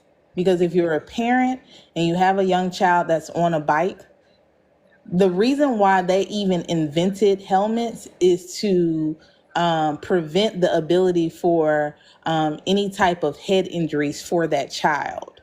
So they see the problem, they notice what they have to do, and they created preventative measures to ensure that that wouldn't happen to the many kids who didn't have the helmets, that they would, like, those numbers would not progressively increase. So that's why you have to put a helmet on. So in a certain instance, it is a measure of anxiety, because you don't want your child to fall off their bike and you don't know how they're falling, if they're going head first, maybe they're going bottom first, you never know. But with the security of having a helmet on, it will lessen the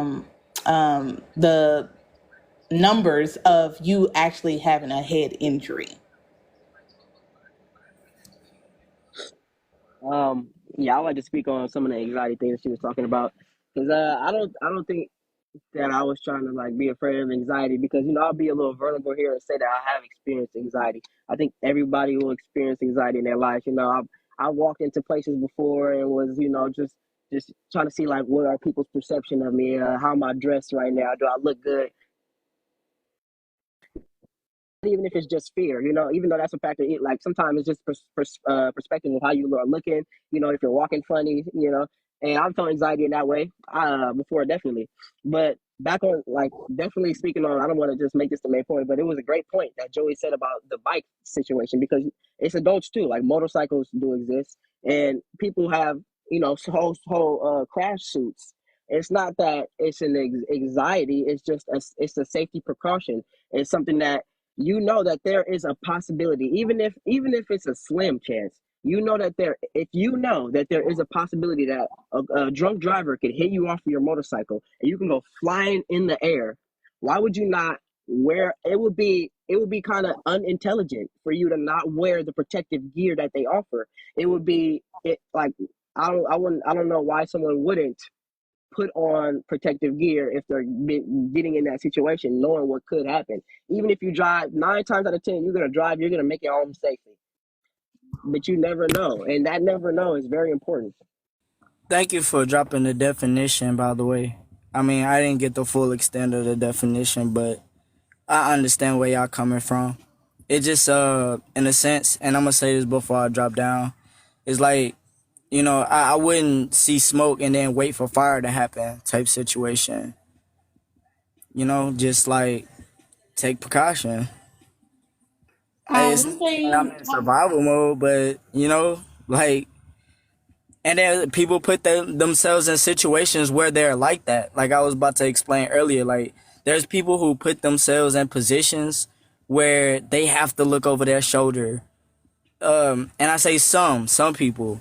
And some people are born that way, where they're in areas where they have to be in survival mode and it can't be helped. But that's why I said that there gotta be a balance between living and then surviving. Y'all get Like you can't live without, the other. Sir, we got it, but y'all get a little preachy. Since you about to drop, let me just say that. Because you had no reason to disagree with me, but you felt like you needed to. I never disagreed. Okay, all right, okay. I got it. What's up, just minding my business? How you doing? Hey, just being real. Yeah. I'm going to go ahead and start off by responding to the prompt. Men offer protection because they're stuck in survival mode. I 100% agree, because they feel that they need to dangle that over somebody's head because we're a scarcity source. Women are not, vibing what they got to put down, especially when women can protect themselves.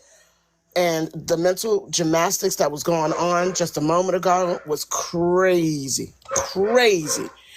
Y'all don't have to come up here to argue all the time. Y'all don't have to always come up here and debate. Sometimes just listen. And if you agree, why has there got to be a caveat to you agreeing? Just say that's a very good point. Take that point and stick it in the back of the burner.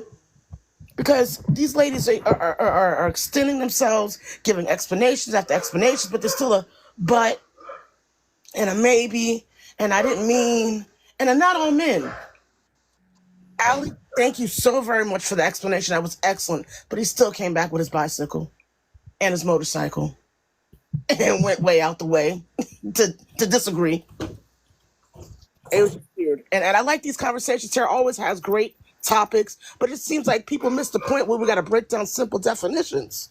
Well, that's why I keep saying, I know who my target audience is, and I don't say men are case studies just to be like on some shit. It's because I know that they don't respect me enough to listen to me because of the misogyny war, or whatever. I don't give a fuck about that. So it's like when I'm talking to them, I'm trying to demonstrate how like they're purposely not trying to see the point. They're purposely just trying to like argue the point. They're purposely trying to like gaslight anything to just disagree for the sake of disagreeing. Because for them, if they could be like, I disagree and get a point across, for some reason they feel like, oh, they conquered me or some shit like that. And it's not just me, women, period. That's why like it's no point in trying to explain shit to them because it's not only is it labor, but you're not wasting your energy. There's no point.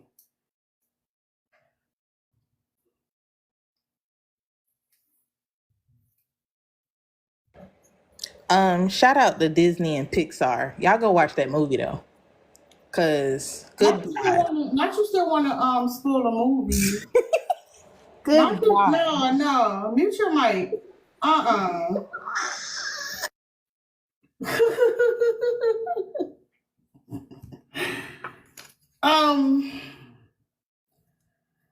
Yeah, I think this might be a good point to like bring this to an end. But yeah, and if somebody not going live late, I might come back later. But essentially, like, yeah, men do walk around in survival mode in a way that I don't think resonate with women because again, we tend to look for community and we tend to process what we're going through. That's why you can have a young girl and a boy in the same community. They both go through the same situations, and for the boy, he'll have arrested development in a way that the girl doesn't, because being able to process and connect with other people and get validation, that does a lot for your psyche.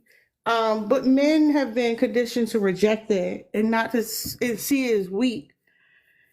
And it's just interesting. I mean, I don't even read shit, but when you see your healing as weak, then what does that really mean? Like, I don't know. And it's like they try to come to us like, we can protect y'all. No, you're dangerous because you're constantly worried about somebody trying to get you. You're not even thinking about me.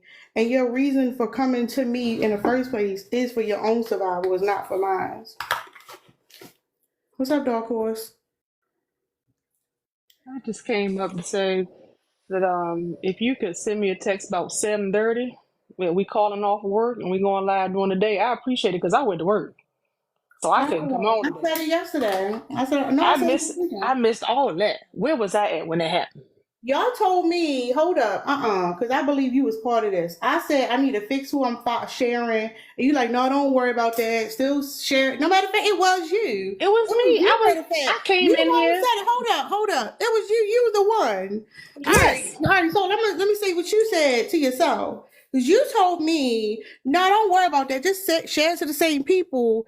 And like, we'll deal with it on the back end on the Discord, right? And I know some people hit the bell. So whenever they get that notification. So like, I'm in confusion. I'm confused. I've been here for the entire live. I listened I ain't missed nothing. Listen. I was going to take actions to fix the names that pop up when I share. You told me, no, don't do that. Stay there, do this instead. And then when I did the thing, you like, well, why you ain't do this? You are confusing me. Listen, that's not what I'm talking about. I've been in your live the whole time. I said, why you go live while I'm at work? Yesterday, let me know to take PTO and we calling off today. It got to be a group call off, Tara. I couldn't come up. I'm still working. I don't get off for another 20 minutes and I'm mad. I couldn't come on a panel. So you got to go live tonight. I get the alerts. I've been in here the whole time. Yeah, I've been here the whole time. But I can't be working and talking sometimes. These customers on my nerves. I'm just jealous that I missed. This is a good damn live. This is a good live today. I'm gonna go live later. It's gonna be messier than this though. I'm off for next week. I can't wait till next week. Oh my goodness, I should have took Tuesday off too. Shit. But yeah. I like that we got a holiday week coming up. It's gonna be very sexy next week. But yeah, I've been here the whole time. I don't miss any. I don't miss no lives on the day. I just can't talk, so I'd be mad. I can't come up. But it's all right. I am back for tonight. anytime. I'll be back this evening. Hopefully I can come up, especially if it's messy. I'll come up Thank you, Prince. tonight. Thank you, Prince. I did say something. She definitely came up here and gaslit me, but that's okay. I said you was off work. Don't be calling off. Don't call off without me next time. That's all I said. I got a little bit of PTO. I got a little something. I can do a little something sometime. Half a day or something. Shit. Because you came on about lunchtime. I think you did. You came on about 12-ish. And I was like, see, this could have been a half day. I could have been up here roasting niggas. Look at me. Missing out. No, we had plenty of roasting. ops. There's gonna be plenty of roasting later. Yeah, all right, we baby. might want to start with a 1v1 for like the first 15 minutes to get more people in. Because like I said, it's different depending on the beginning of the live. So I'm gonna try that today. Yeah, work real well Sunday. I'm down for that. I don't know if Lynn was still gonna go live today. I don't know what's going on with her. But if not, yeah, I'll have a topic. Y'all, I'm still trying to. Y'all gave it to her. Okay. I'm trying to get to 50 subscribers. I need 8. I got 4 I can match with. They like $5.99 a piece for myself also. But can y'all support, like some of y'all got it. Like y'all got it. Support the live. For sure. I need to get on my shit so I can work from home and I can yap all the time because I love yapping. I feel like they got me hostage in this damn school, but I need James Thomas sending some ribs. I don't know who started the ribs problem. I got ribs right now from yesterday. It was my fault. I just started the rib shit in the group. No, my son will eat all this shit. I'm over here struggling for real. Like for real. If you knew how bad it was, like he eat everything. Like what the fuck is going on? Allie, I feel like your picture low key being messy. Yeah, y'all see it. Allie, I saw the movie in the theaters. I took the kids to see it. We went to eat. We went to the little cinema cafe. No. Y'all ain't about to y'all ain't about to sit up here and talk about the movie because Allie been trying to spoil it since early. It was a little too adult. I think No, that's it. We don't need no details. What you talking about? That wasn't you can thank us later. No, we ain't talking about none of that. Thank us later. Messy as hell. Thank y'all to everybody who came up and supported the live. Thank you to the Thank you, Tara. Can't do it without y'all. Appreciate y'all. Bye, Allie. Bye.